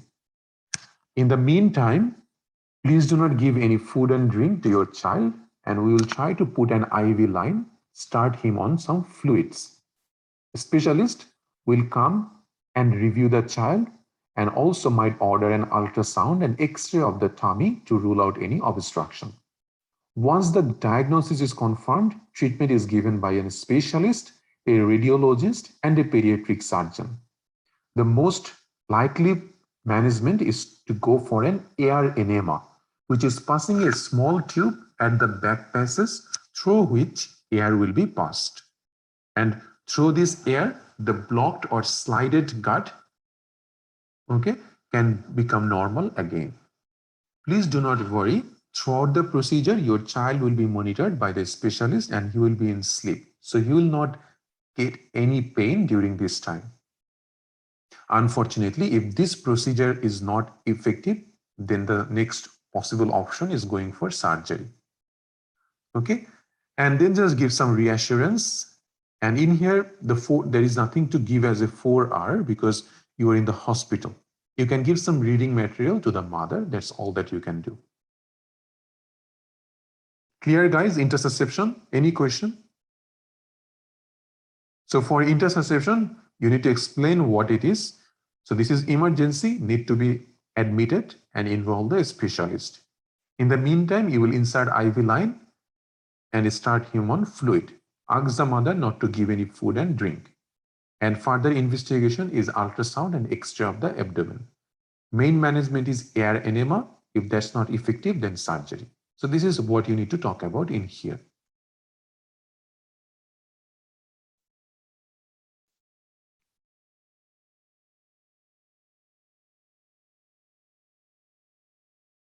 Any question, guys? I know there is a lot of cases that we are discussing today, but it's not a good idea to take 2 classes on vomiting cluster. Okay. Others will not be able to finish anything. Next is incarcerated hernia. 2 type of question can be there. One is like this one. A 5-month-old baby came to your GP clinic with his mother because of sudden onset intermittent screaming with a few episodes of vomiting. Now look at here, intermittent screaming. You can get carried away by the fact that it could be an intussusception. It could be, but we don't know that. And always remember, just because it's screaming, we talked about its intussusception, incarcerated hernia child can also have screaming. Okay, so don't just think immediately that it's intussusception if you get screaming. Older brother has got recent onset of gastro. This is just a confusing thing, nothing else. History, physical exam, and diagnosis. So that's one thing, which is an acute presentation. Another one is 3 months old, irritable baby for 3 weeks. Today, mother noticed a lump on the inguinal area. So they already gave you what you are finding. Okay, you need to take history, PFE, and further management. So that's one case of hernia, and this is another case of hernia. Now, your history will be same in here. When you will ask the mother that, have you noticed any lump or bump in his tummy or in the groin? They can say yes or no. It depends. If you get yes, then you can ask some of the questions that, since when have you noticed it? Okay. Is it always there, or does it get back to it? Does it get back when he lies down? Does it get worse when he stand up? Okay, if the child is able to stand, depending on that. So that's important. Have you noticed any redness on the lump? Is it hot to touch? Okay, is it painful to touch? So that gives your incarcerated hernia history. So if you get yes to the lump in the groin, then you can ask this question. Otherwise, you don't have anything to ask. Sometimes parents can say, no, I haven't noticed anything. And throughout your history, you will be thinking, well, what is this case? What is this case? So you will be confused throughout the history because you will not get any important history finding.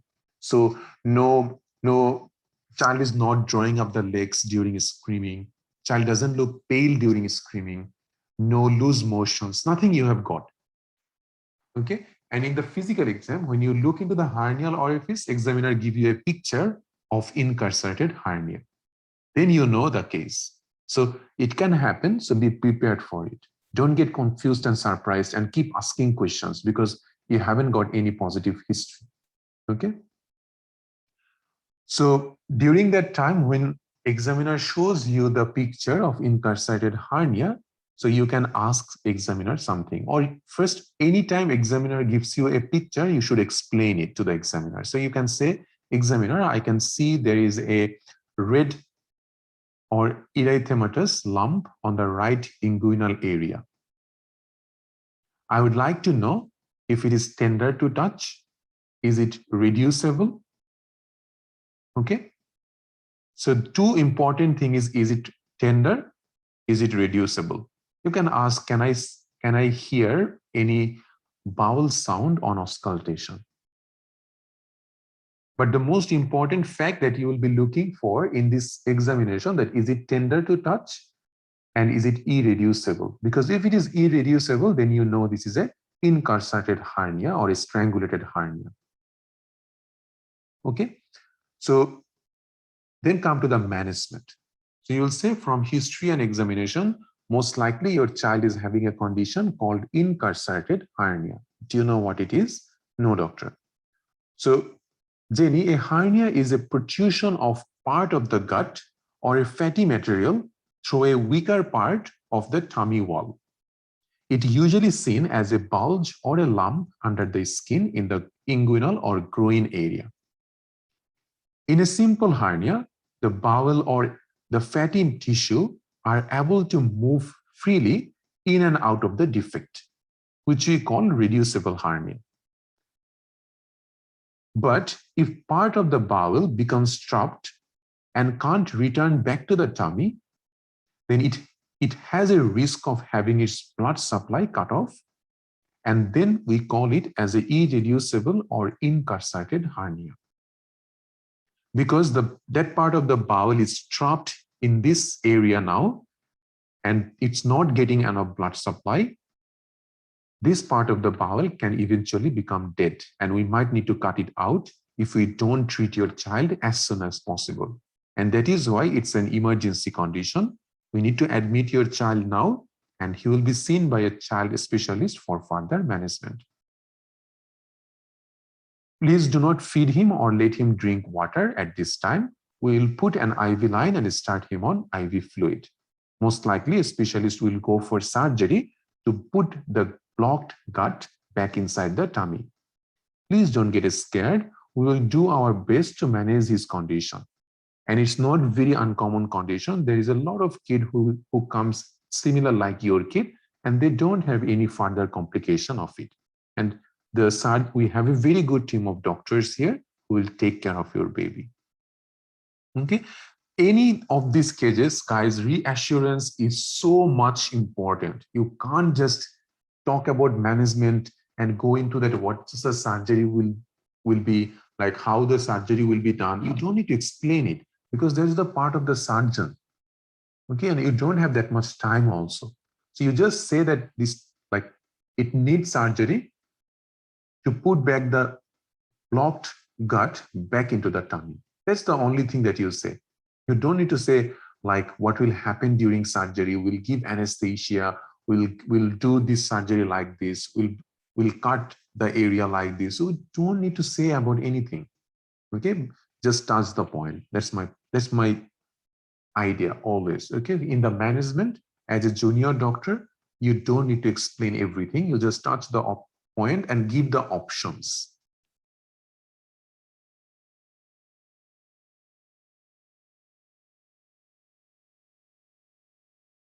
And this will be our last case for today, duodenal atresia.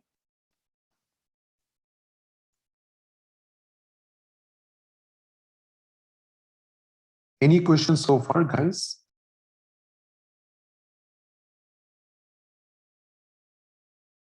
Okay, so you are working in a small country hospital as a HMO. You have been called to talk to a 27-year-old mom, Janelle, who gave birth to a baby boy 24 hours ago. She started breastfeeding, but he has vomited several times, some greenish fluid, and has not passed meconium yet. Neonatal checkup did not reveal any pathology, especially anus was present. That means it's not an imperforate anus. Okay, so they are just excluding that. An abdominal X-ray is provided. So this is the abdominal X-ray which is given.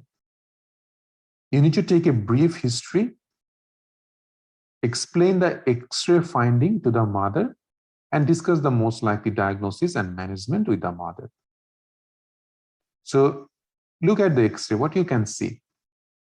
So this is called double bubble sign. Immediately you think about duodenal atresia. So 24 hours of birth, child having greenish vomiting, and now you have got double bubble sign. Okay, double bubble sign is in case of duodenal atresia, you can get two specific gaseous shadow like that, which we call double bubble shadows.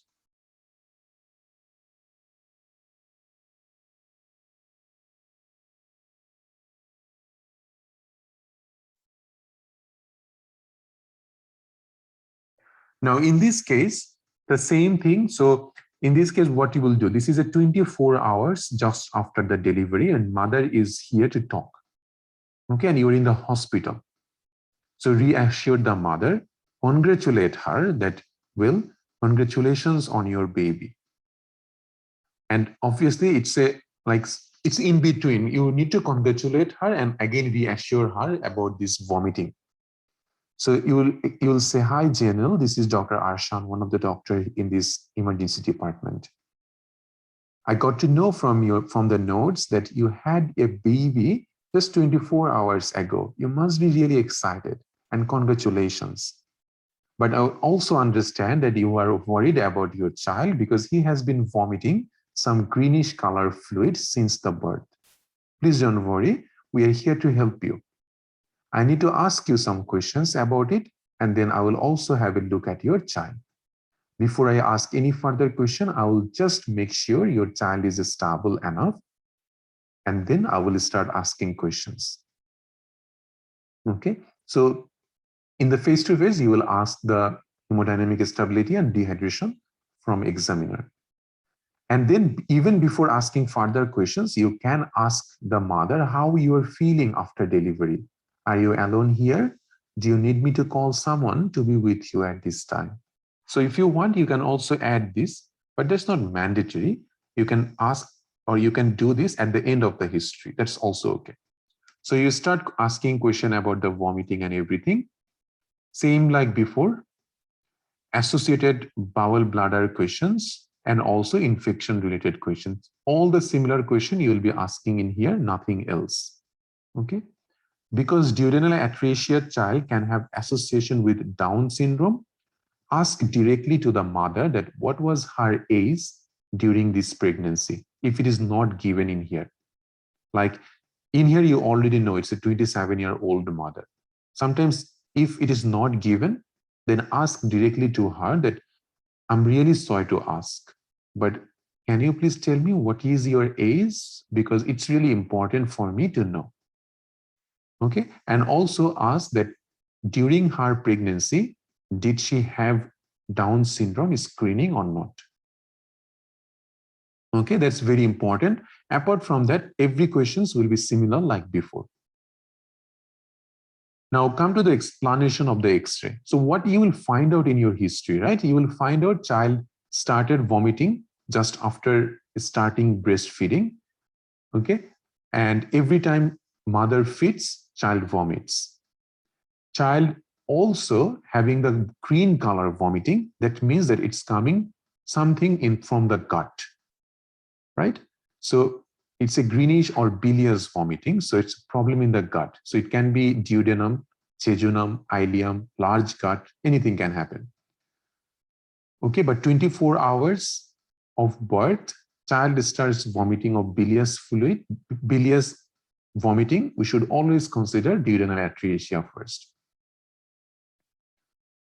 So that's your finding in here, bilious vomiting. And sometimes you might even get the child might not opened up the bowel yet. Okay, so that means child did not pass the meconium yet, but it's not mandatory to pass the meconium until 48 hours. So 99% child should pass meconium by 48 hours. So it's 24 hours now. So you don't need to think at the moment about meconium ileus syndrome or meconium plug. Okay, but if after 48 hours, child doesn't pass meconium, we need to think about Hirschsprung, we need to think about meconium ileus, meconium plague, all these things, but not for this child.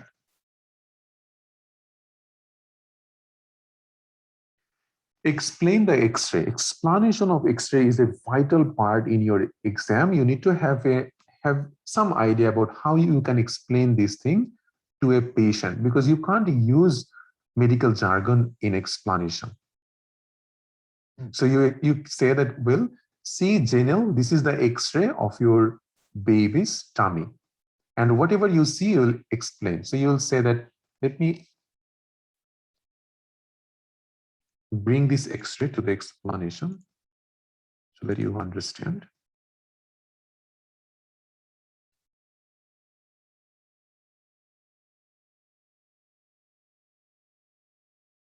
Okay, so you can say in here, so Janelle, this is the X-ray of your baby's lower chest and the tummy.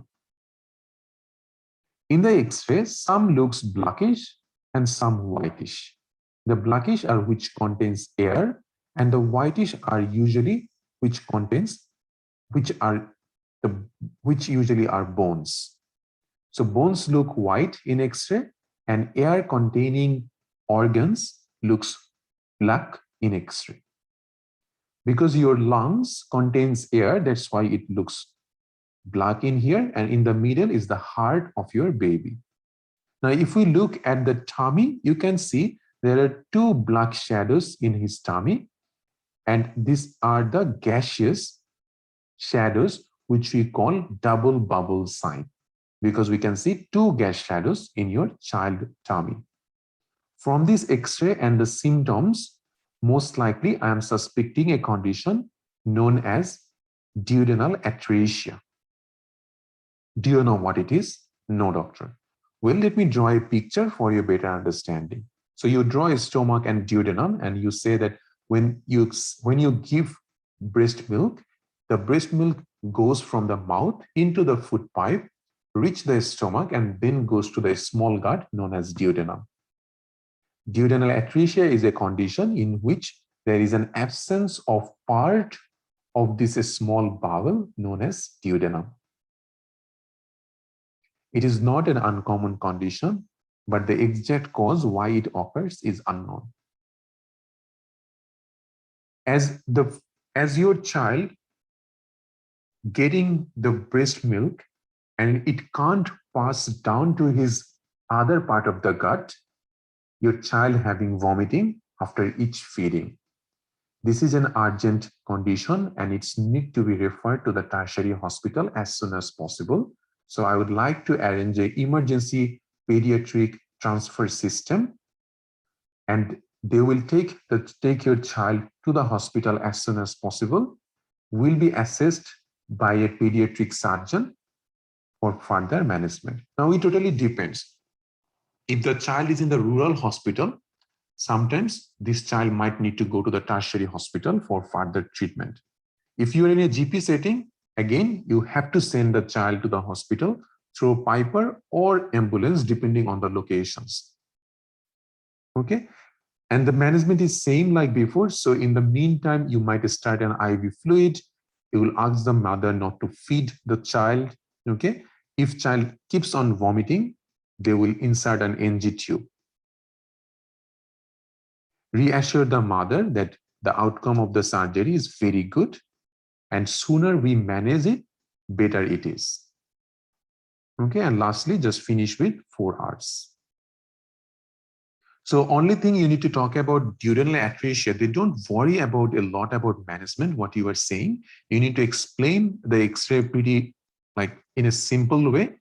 And once you do that, you explain duodenal atresia and why it is emergency. Because if the child food is not going to the gut, child will not gain any nutrition, and eventually child will not gain weight, and child can be dead also. Like it's a life-threatening condition, because everything that you are giving, child is not getting anything. So this is very emergency situation, and it needs to be fixed up as soon as possible. So surgery is the only way to do that. And in the meantime, IV fluid, no further food. Okay. And if child keeps on vomiting, we can also put on an NG tube. Reassure the mother about the surgery, that outcome is very good.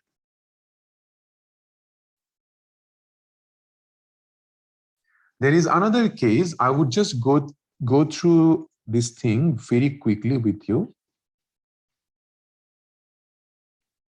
Sometimes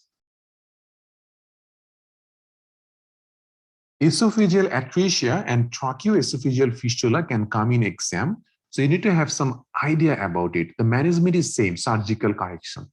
Okay, but you need to diagnose the condition. So esophageal atresia means the esophagus is not well formed, or you can say even absence or narrowing of the esophagus. Sometimes with esophageal atresia, child can have tracheoesophageal fistula. That means there is an abnormal connection between trachea, which is the windpipe, and the food pipe, which is the esophagus. Okay, so because trachea contains air and esophagus contains the food, if there is a fistula between them, what can happen? Food can pass into the trachea and it can go into the lung and eventually can cause aspiration, right? And child can develop respiratory distress. Child can develop cough, frothing, bubbling, vomiting, cyanosis. So all these things can happen. In case of tracheoesophageal fistula with esophageal atresia, child can have all these findings. So immediately after birth, child will start having vomiting. Okay. And with that, there will be frothing, bubbling, cough, cyanosis, and respiratory distress. This is only positive if there is an associated fistula. If it is only esophageal atresia, only finding will be vomiting after feeding. No respiratory distress, cyanosis, or cough. But when tracheoesophageal fistula, then the respiratory findings will be there. Okay, so very important, and this is the commonest one, having both tracheoesophageal fistula with esophageal atresia. Diagnosis is inability to pass the NG tube. So because you will try to pass the NG tube because of child starts vomiting, so you will be unable to pass the NG tube. Why? Because if the esophagus is not there, how you can pass it?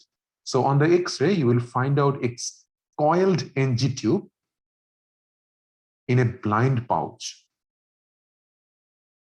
Now, how we differentiate between an esophageal atresia and a atresia with fistula? Both of them will give you a NG tube coiling, but in atresia, there will be no distal gash in the abdomen. But in fistula, there will be distal gash in the abdomen. Let's have a look, right? So that you understand what I'm talking about.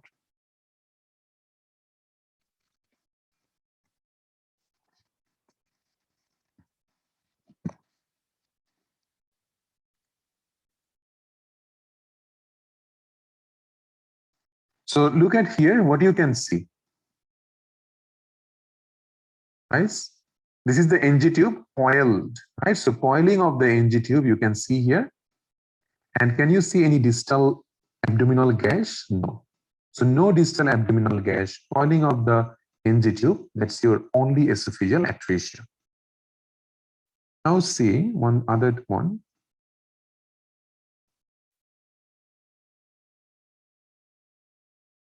What you can see in here, you can see the coiling of the tube and you can see gash in the abdomen.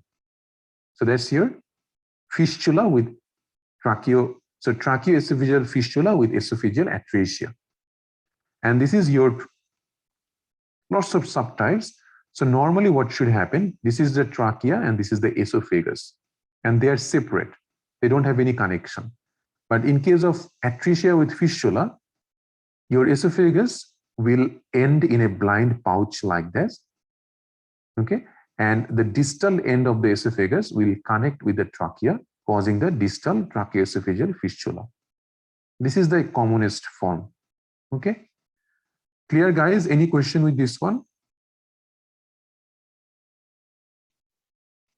Remember one thing, in case of duodenal atresia, child will present with a bile-stained vomiting in the first day of life, okay, without any abdominal distension.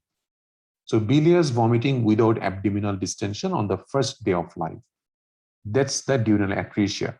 If you get bilious vomiting in the first day of life with abdominal distension, that becomes jejunal or ileal atresia. Okay, you don't get double bubble sign in case of jejunal or ileal atresia, but you can get air fluid level.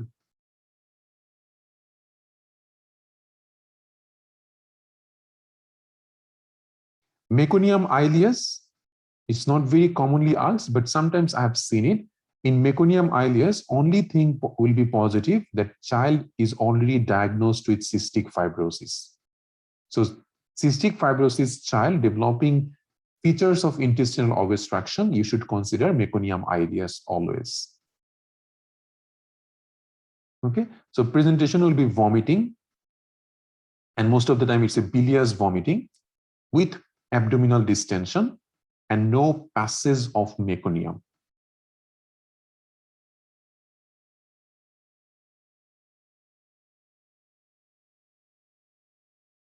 All right, so that's pretty much everything that I want to discuss. We will have a question discussion like role play on pediatrics vomiting cluster with our course student. So the next class will be on Tuesday, which will be done with Dr. Tasrifa, and she will discuss some random role plays. Okay. Wednesday, I will take the class and we'll do the role play on the cardiology, on the pediatrics vomiting. So you'll get some time, like 2-3 days, to go through these things, and we'll be doing role play on these cases. Okay, so please prepare well. And during those time, if we get some new cases, then we will also discuss at that time. Okay, clear, guys? Any questions? So this become your last session with us as a free 2-week session.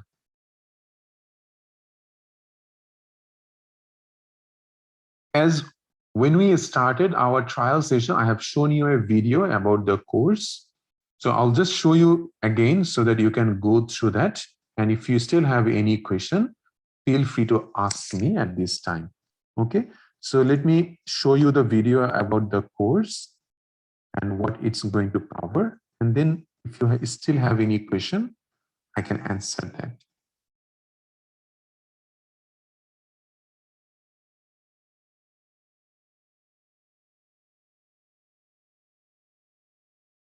Just give me a second, please.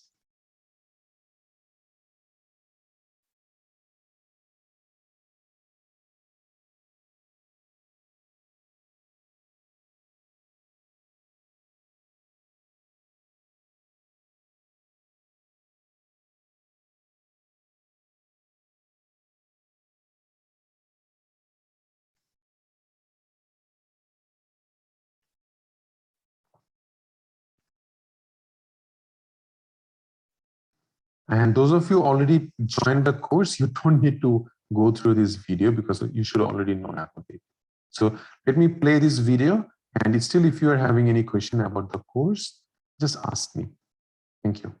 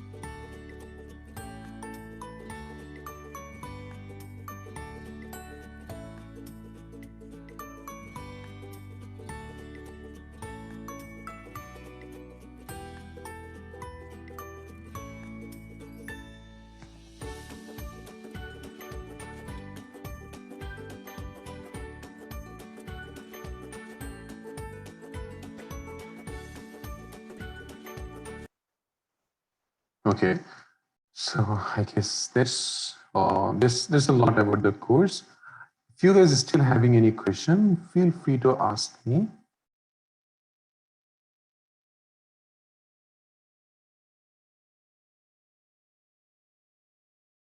So Dr. Mandya, the topics will be given tomorrow. Already you will get the schedule for our classes this month by tomorrow.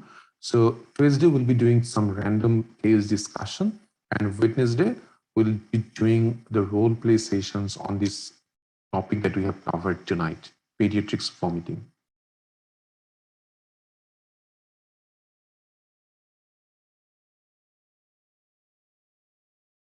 Yes, the physical examination is included, and all theory classes are taken by me.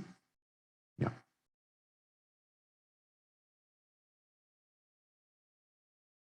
Mini mock test is only like a small test, which we do it's not the full test, just a small amount of people. Like not everyone usually wants to even come for the exam. So the interested candidate, usually we take exams, me, Dr. Tasrifa, and some others together. Okay.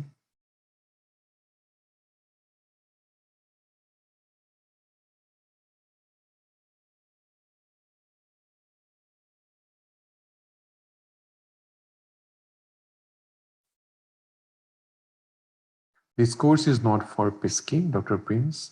This is only for AMC Clinical.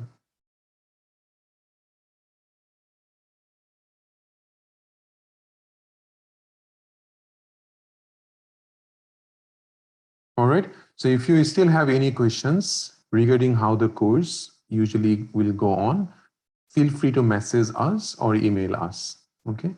Thank you all. Have a good night.